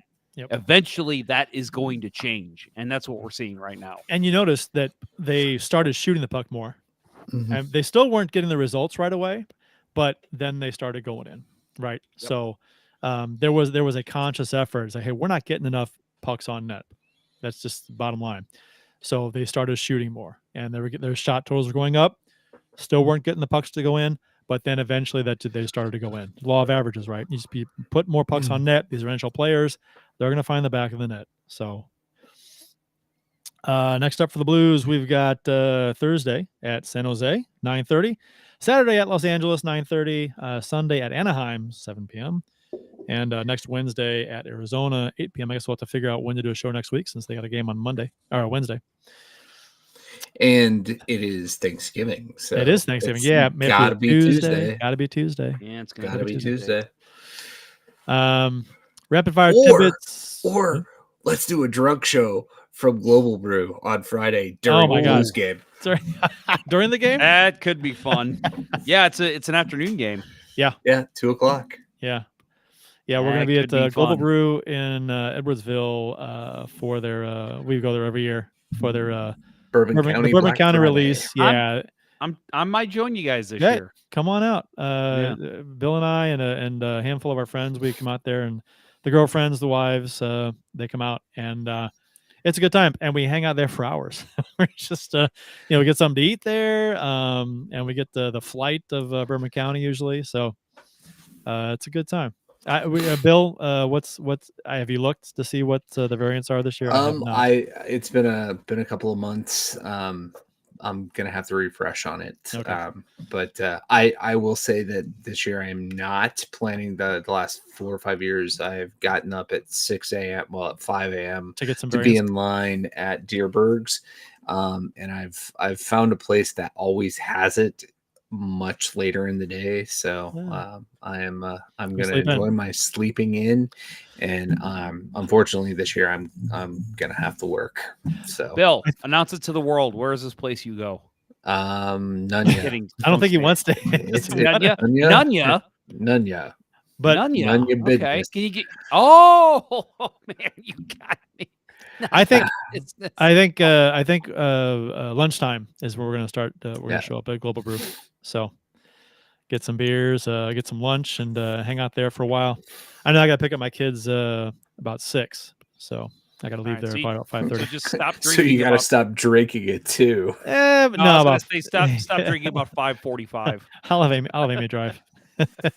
There you go. Yeah. Or maybe What, your kids aren't driving yet. What the hell? Zoe's a couple years away, not too far, which is scary as hell. Rapid fire tidbits from around the NHL. Ryan O'Reilly played his 1,000th career game for Nashville. As it 12 games into the Predators season, they gave him a ceremony and honored him and presented him with gifts. I think they rose a banner. Yeah, I'm sure they rose a banner. Yeah. Rose a banner. It just seems weird after 12 games for his new team to go all out. I get it, I understand it, but it's just weird to me. He's played the 12 games, and they're all like honoring him like he's been there for 10 years. Right. No, So and weird. especially the fact that he was with St. Louis, a rival for many years, and then it's like, hey, and Colorado. Yeah. And it's like, hey, we're gonna honor you after 12 games. yeah, for playing for our rivals. Here, we're giving you all kinds of stuff. It's Yeah, so right. kind of ridiculous. But the Blues. Now, are, I have not watched the video, but I'm told there was a lot of former Blues Blues cameos, that were on it. Yeah. Yeah. And I'm sure the Blues will do something nice for him when the Predators come here. Yep. To honor that. God, that's gonna be weird. Mm-hmm. Seeing Real him at center ice with a Predators jersey. You got to think Braden Shen will be involved. Obviously, Parayko, Bennington. Sure. But yeah, that's going to be so weird to see. Devin Dubnyk, which was mentioned earlier in the show, on Bennington. He was on the Cam and Strick podcast.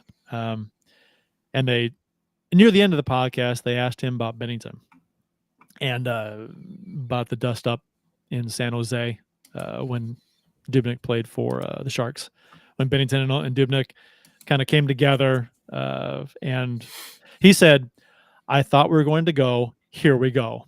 And I watched, and anybody who's seen the video is like, no, that's not what that looked like at all. I actually never thought they were going to fight. No, because Dubnyk, okay. And Dubnyk came at him and then skated instantly backward. Yeah, they kind of came together, but nothing. And he just kind of called Bennington a clown. It's an act, he's just, he's like, and Bennington comes over towards his end of the ice to skate off, and he's skating at Dubnyk, and Dubnyk's like, comes out of the goal a little bit, and they come together, and he's like, get off the ice, you clown. But his comments here says that I thought we're going to go. Here we go. We're going to fight. I'm like, no, you did not think that at the time, because if you were going to fight, you would have fought him. And so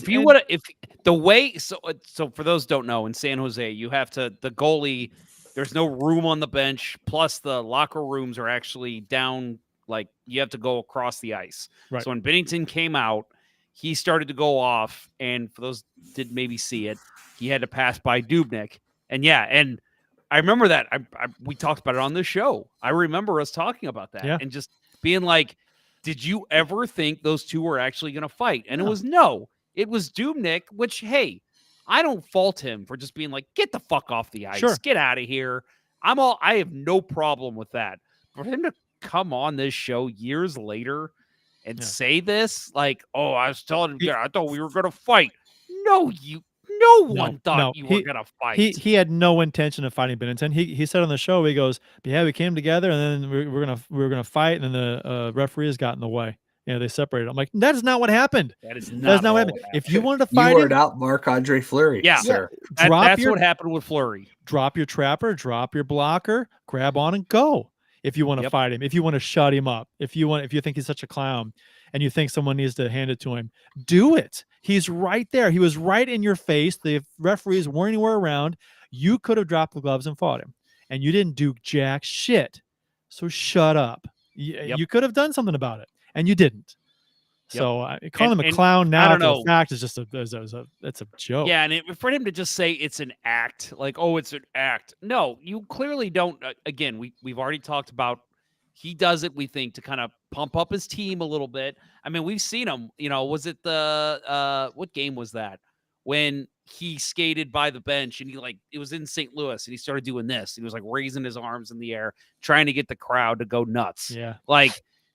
It's an act in that sense where he's just like, I'm doing this for my team. But if you challenge him, he's going to fight you. He's fought before. He's fought before. He fought in the AHL. Right. He fought in the A and in junior, I think. So yeah, I think you're right. I mean, it's not like NHL goalies are much tougher. No, I mean, not really. If Dubnyk drops his shit, if he, like you said, even if he just pulls off a blocker and starts skating towards him, they're gonna fight, because there was other stuff going on the ice too. And I think there was only one linesman and one referee that were down there. They probably would have let them go. So for him to say that, like, oh, I thought we were going to fight, that's on you, bro. You were the one who was standing there. Yeah. If you start coming at him and you're dropping your shit, Bennington's going to follow suit, and you guys are going to fight. The whole problem I have with this is him saying that I thought we're going to go. Here we go. I'm like, no, that's not what happened. If you thought they were going to go, you should have went. He didn't go. And so, I mean, I'm going to borrow. I don't know if you guys saw what Dubnyk looks like. I'm just going to borrow a line from the great Jim Schoenfeld and say, have another donut, Mr. Dubnyk. He looked like he got stung by about 20 bees in the face before that interview. Yeah. Talking shit, retired NHL goalie because nobody would sign him. I mean, he's talking about Bennington. He did say stuff like he's having a good season. He's a good goalie, which is great. But he respected him. He said he respected him. And then basically to and say, then calls like, him a clown. His antics and no, fuck you, dude. How do you respect somebody and also call him a clown in the same breath? How does that work? I don't get it. I just don't like the fact that he acted like he was going to fight him, and that wasn't the case at all. Right. Now, if you wanted to fight him, you should have fought him. You had the opportunity right there. I would love, and I don't think he would ever do this, and I think the Blues would be pissed at him. I would love, after this interview, if Bennington would just come out and be like, hey, how about a celebrity boxing match? Me and you, Dubnyk, let's do it. I would fucking love that because Dubnyk would. Oh shit! Now I'm gonna have to ring the bell. Well, and Dubnyk said, oh, "I'm not a fighter," but neither is. I mean, Bennington's not a fighter either. I mean, he's not a tough guy. He's probably 150 pounds soaking wet. But I don't know. He's skinny. he's not an intimidating guy. He's got reach. That's it. He's got reach. Yeah. I don't know. I mean, and my whole thing this whole time is like, people have a problem with Bennington's antics once in a while. That's fine. But if instead of bitching and whining about it whenever you're asked about it, fucking do something about it on the ice. He's out there almost every game, and sometimes there's a dust up a little bit, pushing, shoving. Do something about it. No one ever has. I'm telling you, not even just a goalie. I think if any fucking player skates up to Binnington and it's a heated game and they say, "Hey, next whistle, drop your shit, let's go." I really think Binnington would be like, "Yeah, okay, let's do it." But no one has clearly done that yet. Matt Harris is coming to the season, probably. Yeah, there it is. Dubnyk looks like he eats corn the long way. Oh shit! That's pretty good. I got something for you. You know what? You deserve this, Matt Harris. I was gonna say, congratulations! You just won yourself in Austin. Yeah, no, I'm gonna give you. I don't know if you care about fanny packs, but this is a Blues Pride fanny pack. Nice. I'm going to give it to you because, Matt, that was awesome. Please send me your address. I think I already have it, but send it again anyway. And I'm sure Dubnyk's a nice guy. I just think he's stupid about this whole thing. So, a man, in quotes, was arrested in the death of a hockey player whose neck was cut with a skate blade during a game. Have you guys noticed that these articles after this arrest, because they didn't release the guy's name they arrested, it's always like a man, and police didn't release the name of the guy they arrested. Everyone knew whose this is. It was the Zamboni driver. Yes, it was the Zamboni driver. No, it was the guy who sharpened Petgrave's skates. That was the AP's. Oh, headline. See, now you're going to be called. You're going to be called to the witness stand in Nottingham for giving away the name of the man. So if they give me a free trip to Nottingham, I'm in. I'll be there. So I think most of us, and I think the response on social media for this was pretty unanimous in the kind of like shock that, they arrested him for this. The article goes on to say the police in England arrested a man Tuesday on suspicion of manslaughter in the death of American ice hockey player Adam Johnson, whose neck was cut by a skate during a game. But I haven't seen a single news outlet say that to question someone in England, you may be arrested for questioning, because in England, police are allowed to arrest a suspect if they believe it is necessary for the investigation. They don't have to have charges against you to arrest you. It's a different kind of process. So they arrested him so they can question him. In a way, it's bringing him in for questioning. In a way. They can do that without arresting him, but if they feel it's necessary for the investigation to arrest somebody, to question them properly, they can arrest somebody. So it's not like they think he's guilty of anything, like he's being charged with. He's not charged with anything. And he was arrested on Tuesday for the suspicion of manslaughter. I think that wording is key. They're not charging him with manslaughter. He's suspected. That's the question. Was it on purpose? Was it a malicious act? And so they just had some questions for him and they arrested him. They can hold him for up to 24 hours in that case. But you know who the judge is going to be on this, right? Judge Houston. No, I was going to say Sir Robin of Nottingham.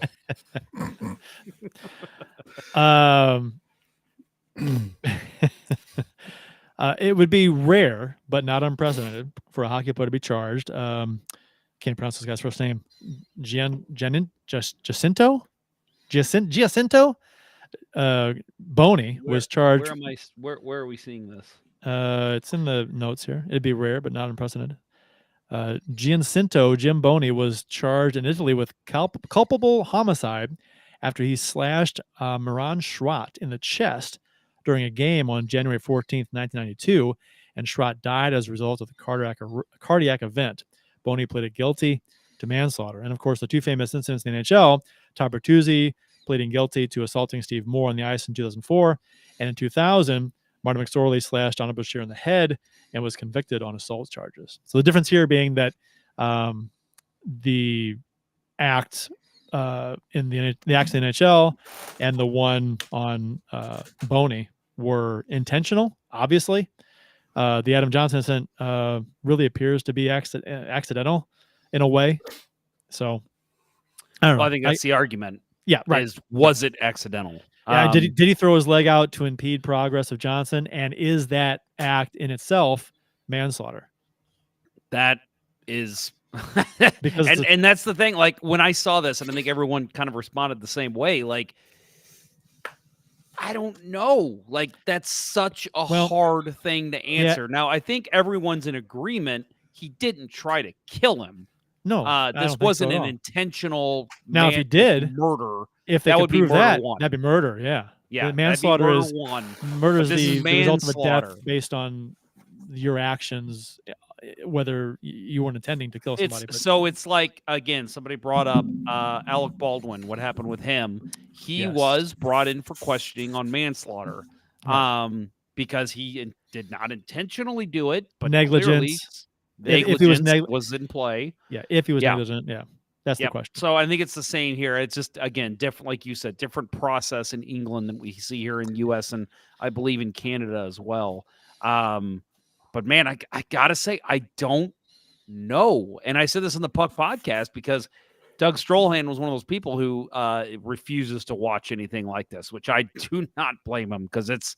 Have you guys have seen it, right? It's no, I've refused to watch it. I have one of those seen it too. Okay, and that's fine, but the video is blurry. You can't really see anything until it's from a distance. It's blurry, and you can see the blood on the ice coming out pretty heavily. It's bad. Yeah, but again, it's not like it's gory where it's close up. You can tell what's going on, but you think, oh, that's blood. But it's blurry and from a distance, and it's not like it's turn your stomach kind of a thing. It's just, oh my god, right? But it's the fact that what the result of it was is what makes it difficult to watch. So I totally get people not wanting to watch it, but I will say from what I saw, it was very negligent by Matt Petgrave, and I guess that to me is the question in itself. Is that negligence? Is that worthy of him getting charged with manslaughter, or is it just negligence by a hockey player in a hockey play? That's the question.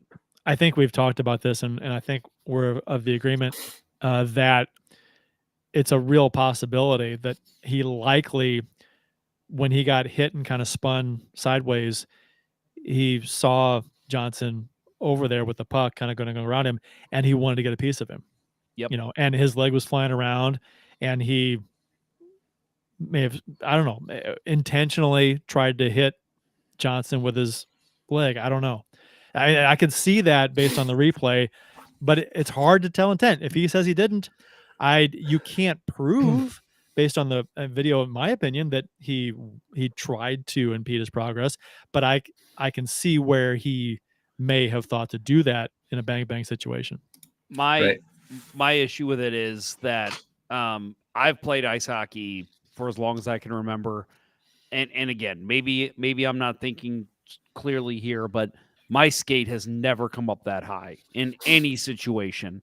And now, having said that, there's always the discombobulation of when you're cutting across, you're trying to get better positioning on a player with the puck. And so, you kind of get hit by someone you weren't expecting, and your body kind of flies and flails a little bit. So I don't want to say that that's completely impossible that my skates never come up that high, but it certainly came up higher than you would expect a skate to come up in a situation like what we saw on that exact play. There was a compilation someone put together to somebody online who said that skates never come up that high, and they come up that high a lot. It's just in the NHL when higher speeds, players go flying around. there was an incident last night where a player was hitting the side of the face with a skate that was so close to being terrible. But I think what got I'm more the saying side is of the boot than the on that blade. specific play. I just can't see why his skate came up that high. I mean, but again, is yeah, that just negligence of a hockey player not being aware of his surroundings, or is it negligence in a criminal sense? I mean, that's I don't know how you. That's the issue. Right. So to me, and again, I have not seen the play, but to me, this is just law enforcement being very procedural, being by the books. There's enough gray area that they want to make sure that they conduct the inquiries, they go through the process, and determine if there is enough to actually bring charges. And I'd be surprised. I think based on what I've heard of the description, that it's unless he were to admit in an interview that there was intent or even previous animosity between he and Johnson, I don't see that there's going to be enough there to charge him. I agree. And I don't want to speculate. I brought this up in our group chat, but the other thing that I haven't seen any talk about, but if there's any if you don't expect hockey players to be under the influence of foreign of narcotics or anything, but if he's got painkillers or something in him at that point, is that going to contribute to the negligence that could lead to a homicide charge? That's a great point. And I think that's why you have to go through the process, right? As to conduct a thorough investigation, you want to leave all avenues open, and you want to make sure you're going through and asking all the questions. And to me, that's what I think's been demonstrated at this point, that they are trying to do that as thoroughly as possible. This would, if they were to convict him of manslaughter, eventually it goes to trial, that would set an interesting precedent for future incidences involving something like this, where proving intent. I mean, obviously, the McSorley and Brashear, obvious intent. I mean, it's a baseball swing right at his head. Bertuzzi on Moore, obvious with the intent. Bertuzzi actively grabs the jersey and hits him, punches him in the side of the head from behind. I mean, it's obvious. Now, this is a completely different animal, and so there are skates that come up on players. It's happened, a handful of times, and I don't know if you convict the guy. That's I don't know. Without an admission or overwhelming evidence. Yeah, right. That's why I don't think they're some animosity, or that he was completely fucking tanked on something. Yeah. Right. That you're not going to bring charges. Or if there was something maybe said, like the Steve Moore situation, where maybe the coach said, "Hey, first guy to take out that Johnson guy, I'm giving you $100 bonus." But didn't the teammates? I haven't read any quotes specifically, but I heard the teammates came out in defense that it was an accident. Right? Everyone at the rink has. Yeah. Yeah. So I mean, anything that would have been said back and forth between those two players would have been heard by other members of the teams, and that's something that they would know about. So I don't, if that wasn't heard, then I think this is you just have to chalk it up as an accident, whether or not it was. I mean, unless you can prove otherwise, which I don't think you can. I don't think you can't prove this. I don't think. Right. Without an admission. Right. Right. You're not going to prove intent in this scenario. Yep. That's all we got, gentlemen's, for this episode. Let's hope the Blues keep rolling. We got some big games coming up here. They had some rough games coming up against Tampa and Colorado, and they breezed through those. So let's see what they do against in this California trip. Yeah, I mean, the San Jose game, I mean, it's interesting. You look at that's winnable, right? The Kings are playing well, so that'll be a tough one. It's always a tough game against the Kings, it seems like. So right, and then get that back to back with not even 24 hours later going down to Anaheim. That's always a trap game for this team. Yep. Mm-hmm. And then you got Anaheim got shelled tonight by Colorado too. Yeah, was it 5-2? 8-2. 8-2. Jeez. Yeah. That's 5-2. Colorado exercised the demons from Saturday night. Yes, they did. They had to even out that goal differential. Yep. And then we got Arizona next week on Wednesday. We talked about, and then Black Friday, Nashville. So, 2 p.m. start. So I would say expect a show from us Tuesday, probably. Yeah, Tuesday probably. Probably. Yeah, I mean, yeah, Tuesday sounds like the pick day. We do for a us. Thanksgiving show. We could all eat our turkey and talk about Blues. That wouldn't work for me. Yeah, me neither. Yeah, I'm pretty sure multiple people would kill me if I did that. Because I'd be like, "Hey, mother-in-law, mother and wife, not coming to Thanksgiving this year, so I can do a podcast." Yeah, I would be doing it from my car because I will be driving all over God's creation on Me too. Thursday.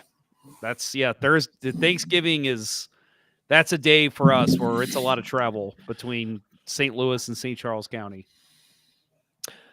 Okay, support for Let's Go Blues Radio is brought to you in part by ID Life, the world's only truly personalized vitamin platform based on a health assessment of your DNA. Visit rockandthatidlife.com for more information. That's rockandthatidlife.com and get 10% off by emailing Dustin at rockandthatidlife@gmail.com and tell him Let's Go Blues Radio sent you, and by Mike Burgoyne from Real Brokerage Realty. Give Mike a call today at 314-753-4060 for all of your home buying and selling needs. That's 314-753-4060. And by Center Ice Brewery, St. Louis's tasty hockey-themed beer. Check out your local beer vendors for availability. That's Center Ice Brewery beer. Please drink responsibly. That'll wrap up episode 6 of season 13 of the original St. Louis Blues Hockey Podcast, Let's Go Blues Radio. Thanks for listening, and thanks to those who participated in the YouTube and Facebook live chats during the live show. We hope you enjoyed it as much as we've enjoyed bringing it to you. For Jeff Ponder, Bill Day, and Austin Lynch, I'm Kurt Price. Until next time, everyone, let's go Blues. Dubnik can suck it. Let's go Blues. Let's go Blues.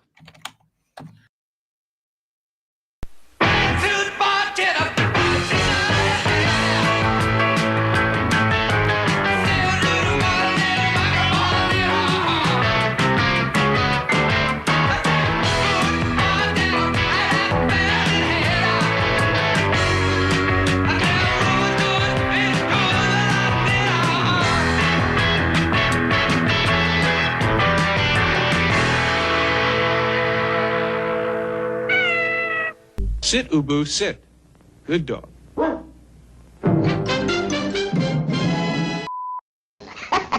You thought I was going to say, son of a bitch, didn't you?